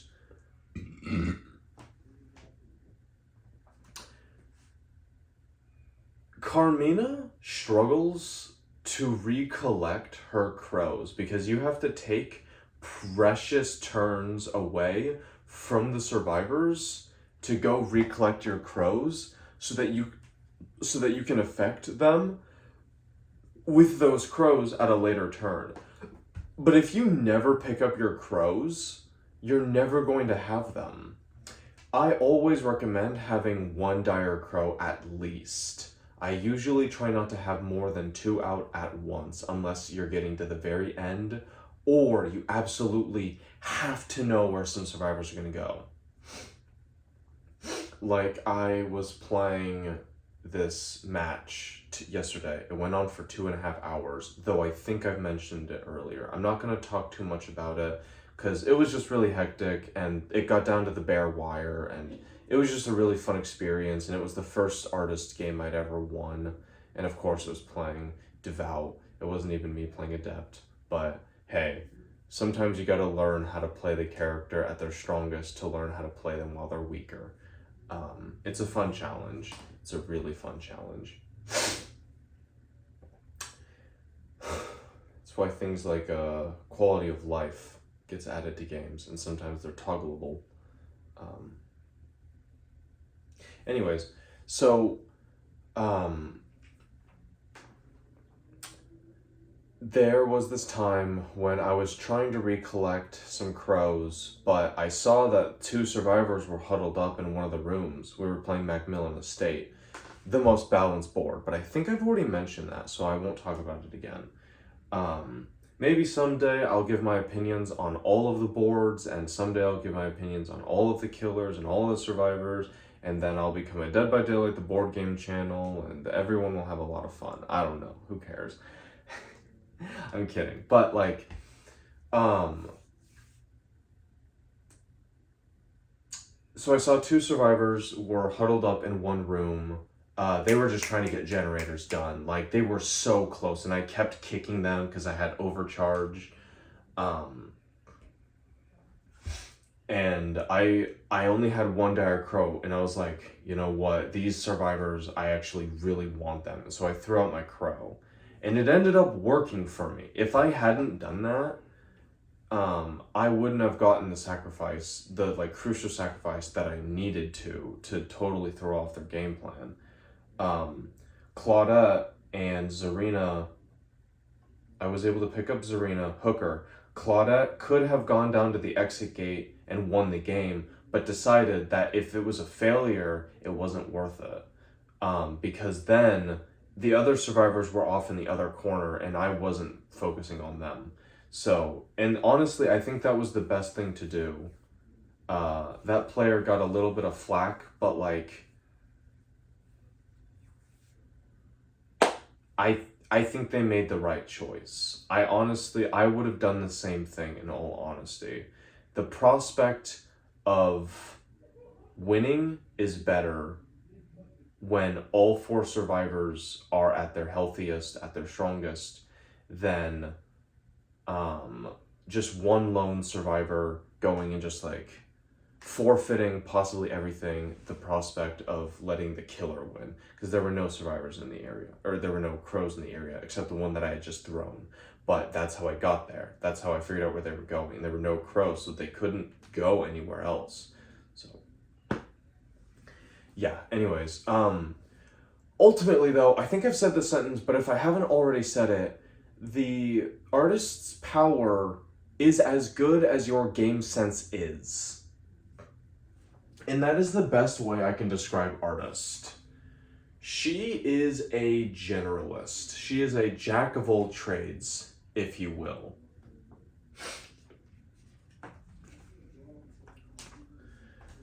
Carmina isn't wealthy enough to go band for band with Oni. Carmina isn't omnipresent enough to follow Blight, nor can she course correct like Nurse. Artist does not have the luxury of information at no detriment like Clown, and she has no sacrifice confirmation like Trickster, Plague, Trapper, or Hag. Her power is only as good as your game sense. What is Artist good at? And the answer to that is the answer that is usually made when talking about these sort of jack of all trades characters, special master of none.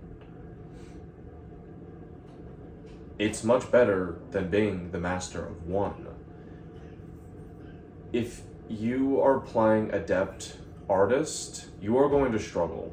It is hard and it is not very fun, I'll be completely honest. But it is rewarding when you win, and if you lose but it was close, you did amazing.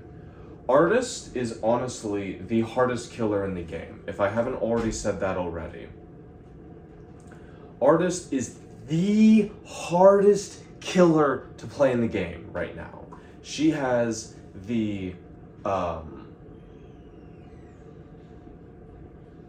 highest skill ceiling. She has the highest skill ceiling out of any killer in the game currently.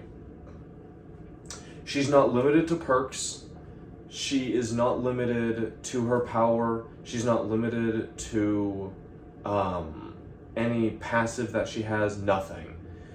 She is a standard killer with the prospect of information that she does not control. She has these crows, these gargoyles. She has these, I'm trying to think of the word, and unfortunately I can't, but she has this ability to not have any, that's really frustrating, I can't think of it. Main point, she's not able to control how much information she gets, unlike Clown. But also, don't think of her like Clown, don't do that. But also, Clown, if I'm like 2 spaces away and I'm Clown, I can't throw a bottle at you. I can only do it in my space or a connected space. So I have to like hobble over and then throw it at you. But for Artist, just, oh, that's where you're going? Cool, alright. See you soon. You know? Like, Artist can do it literally anywhere. She can do it literally anywhere. She has a wonderful ability of like, okay. The thing that she is a master at is the art of subtlety. The art of honing your skill. Homeboy, if you're good with Artist, you will do great with every single killer. Because if you can play a masterful Artist, you are one of the best players in the game. I'm not even kidding. And yes, I say that to flaunt, because I do think I'm good at the game, and that's why I actually do really well with the Artist now. I understand how to play her now. And now it's just honing it in and like actually getting good at it. And not only playing her in Devout, but also I need to get a victory with my standard group. I need to get a victory as Adept Artist. Carmina, mi amor. Krage, Frau. Crow woman. I know she's Chilean, but I like German. There's a language barrier. Our love was never meant to be. In all seriousness, though. The artist is the killer that gets disrespected the most mid-game, in play. Survivors overstate their capabilities and understate yours. Even if they know that you are good at the game, the thing is that you can't capitalize off of their mistakes as heavily as somebody like Trapper or Huntress can. Hell, even Doctor. A survivor makes a misplay and they're like, oh God, I should not have gone here, should I have? But what are you gonna do as artist? Are you gonna rush over there with what, your 2 legs? No, you have the ability to throw a crow out at them and be like, all right, where are you going to go now? Like, where are you? Where are you going? What's wrong with you? But it's a very different play style. Carmina isn't your average killer. She's not like most girls. She doesn't play the game hoping that you'll mess up or hoping that, you know, she gets the best perks when you're playing Blood Web. No. Artist plays the game and just lives.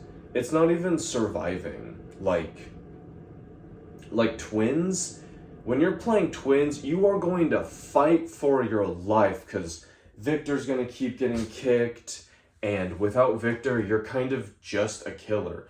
Artist is in this really, really weird subgenre of killers, which are just normal people that have a little bit of an advantage. Like Legion. Break down Legion, he is very reliant on his perks to help him in sacrificing, in confirming sacrifices. The twins, Charlotte and Victor, they are completely reliant on each other. And since Victor is a part of your power, Charlotte is entirely reliant on her power. Perks just help her a little bit, like pick up the pieces and maybe make the survivors not so estranged to her and Victor.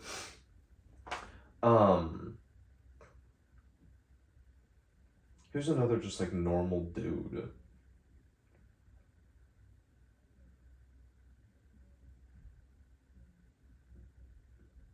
I mean, to the same degree, to the same notion, varying degree, the Knight. The Knight is very reliant on his guards. In fact, I don't even think that he's the real killer. He's the one that gets the sacrifices, but who does all of the actual labor? You're the one that kicks generators, you're the one that gets sacrifices, you're the one that has to build up your economy. But your dudes, they're the ones slaving away, stabbing people, removing crows, lockers, pallets, chests. They're the ones stopping generators from progressing, and hell, exit gates too. Meanwhile, you just sort of walk around with the big ass sword in your hand, just like, oh, generator. Survivor walks into your path and you're like, oh, this is pleasant. Did you get wounded last turn? It's like, no, I've been wounded for like the past 3 turns and I keep healing. Ah, that's unfortunate. On a hook you go. You know, like, artists struggling is like playing Trapper in the video game. The Knight plays a very passive game. The twins play a very combined game. A very conjoined game. The Dredge plays a very meticulous game, a very decisive game of when you branch out and when you reach out from the darkness and grab people and like siphon them in. But what does Artist do? She reacts to her environment. She reacts to the survivors' gameplay. She reacts to the props in the way that she's given them. The Artist actually does better the bigger the board is, because there's actually less spaces that get used, and it's easier to condense your Dire Crows into the most worthwhile spaces. The Forsaken Boneyard, which is the map, which is the realm that the Artist actually introduced to the game, she actually sucks at it. She is really not good at her own board, and that's because there is this disconnect. There's 9 spaces, and you have 3 crows, but that means that all of the crows are actually easier. They're closer together via assimilation, because it's just a smaller space. And those crows, if they get placed in like very important spots, those very important spots are very important because they're hard to escape from, which is why Macmillan Estate and Withered Isle are some of the best boards for Carmina, because they have 11 spaces. The props are more spread out.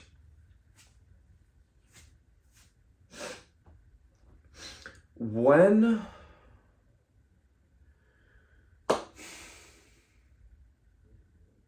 trying not to ramble. I'm trying to remain concise, but like important, decisive speech.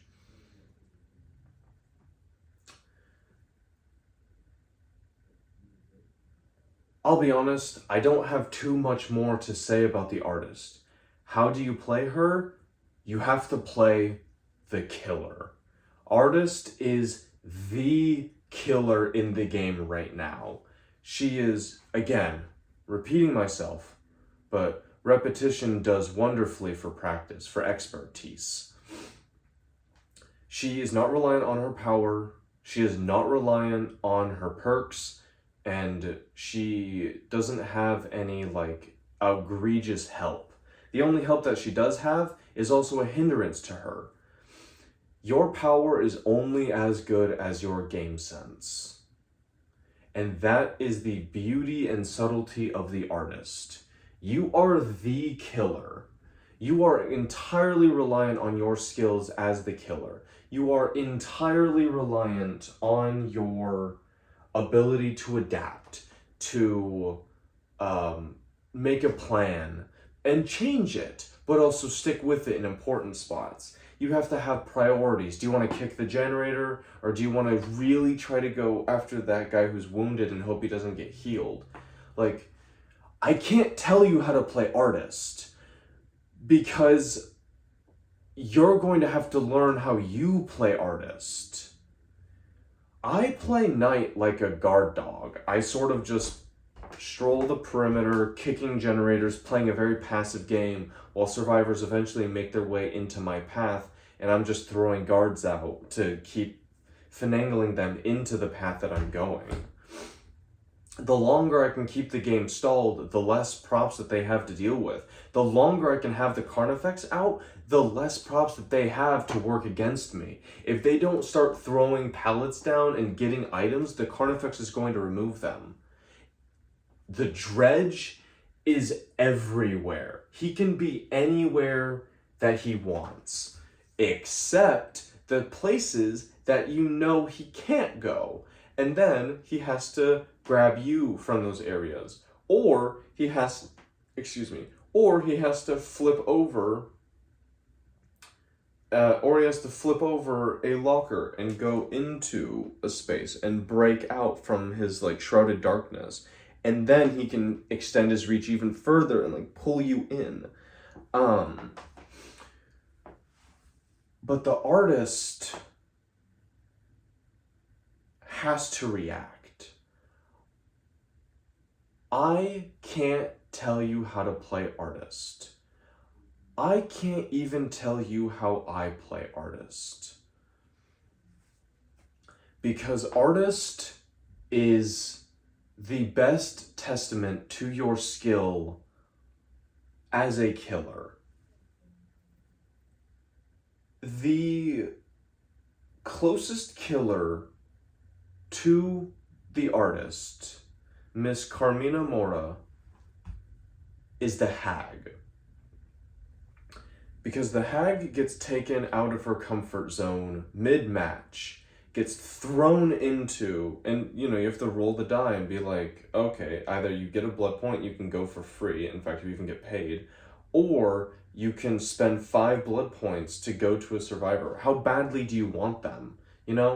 Like, you can put your traps in certain spots, in certain spaces, and then go out and be a killer. But then what happens if you go into it and it's a killer, and it's a survivor that you really want, but your cards are like, oh god, I'm gonna be in a horrible position, Hag was the most advanced killer before this game.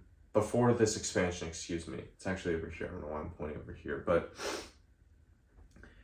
now it's the artist.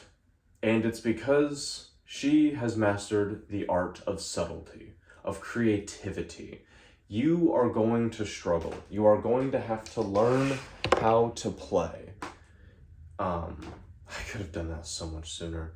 You are going to have to learn how to play killer. And when I say learn, I don't mean relearn. You are going to have to learn how to play killer, all encompassing. Trapper, hag, wraith, nurse, clown, spirit, oni. They are all killers. But artist is the killer for all the reasons that I mentioned previously.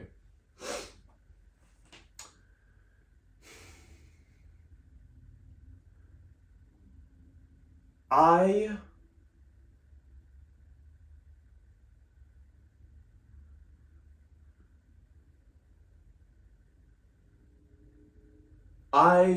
plead, I beseech of thee, play artist and stay struggling. You are going to struggle with her. She is not an easy killer. She is the hardest killer that we've had thus far. And you are going to struggle with her. And it's gonna suck and it's gonna stink and you're gonna be like, God, I don't want to do this anymore. But, homeboy, you gotta stick with it because she is wonderful. Friends, when you get the expansion, play artist. Play artist.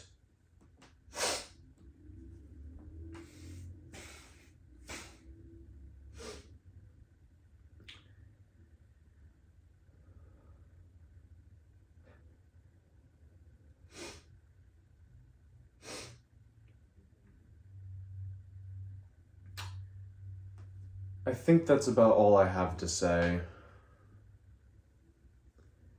Level 99 Games did a great job with the artist. They did a great job with Dead by Daylight. This is the most balanced game I've ever seen. And the team clearly understands what they're doing.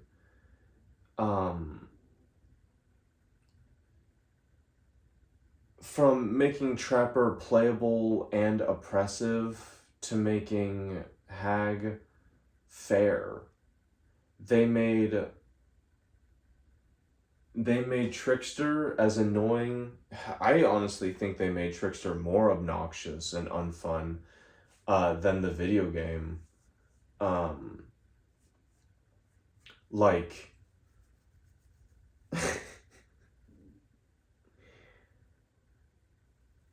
Dog. The team did great.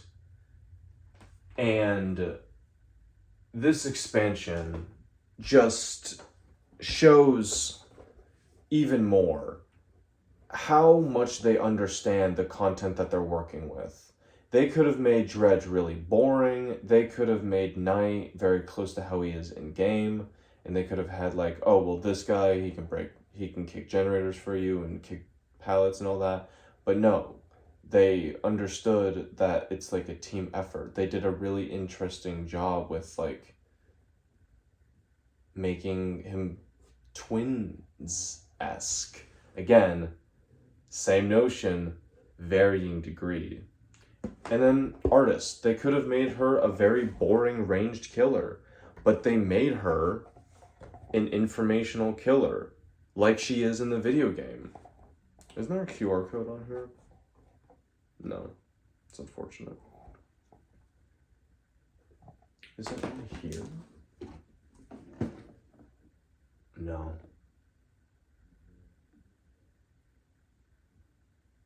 Interesting. I thought there was. Anyways.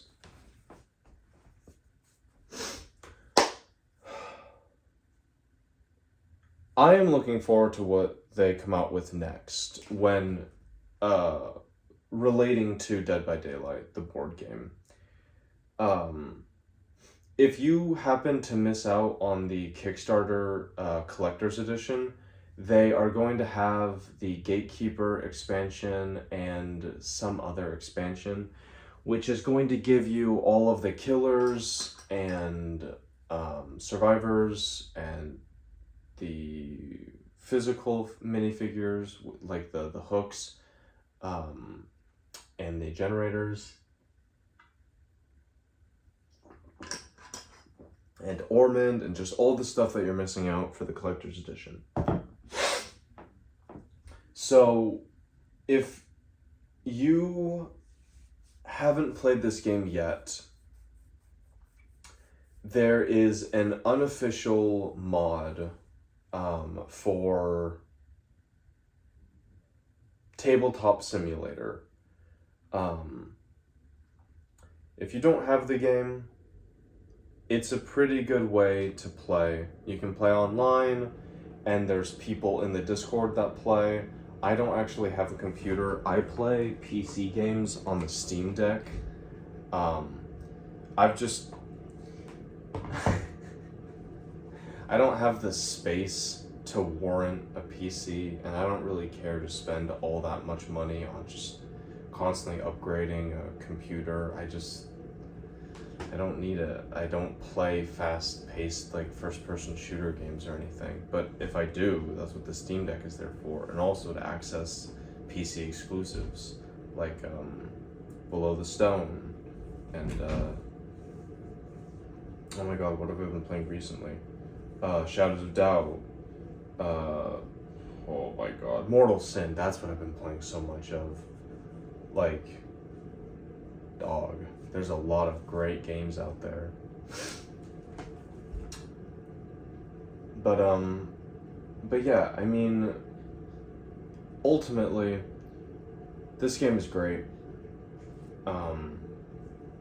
I can't recommend this expansion specifically enough. It has one of my new favorite boards, the Withered Isle. It was actually a board that I made before we could actually play. I actually made the board.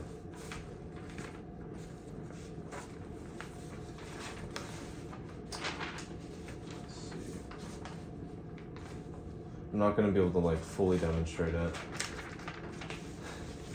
because I think I would need like 3 hands to keep everything upright.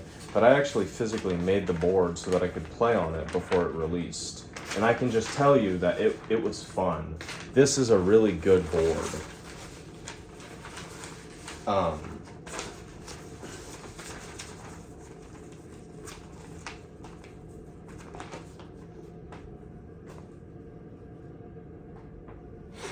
Yeah. That's kind of all I have.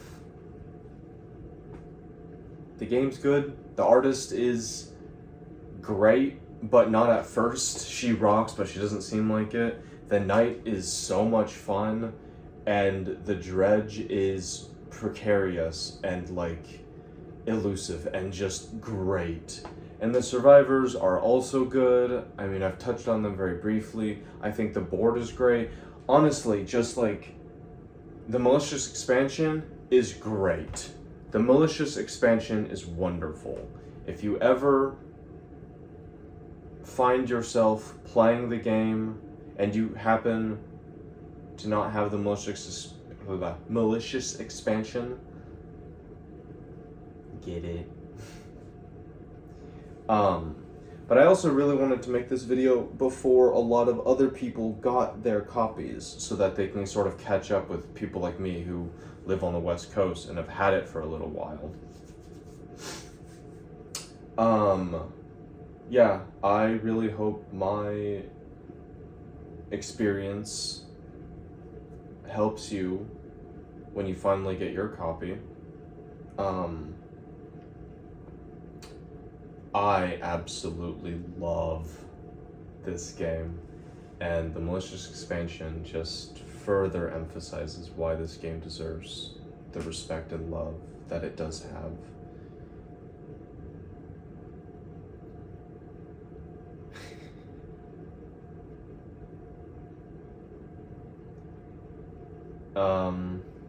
Yeah, I think that's all that I've got.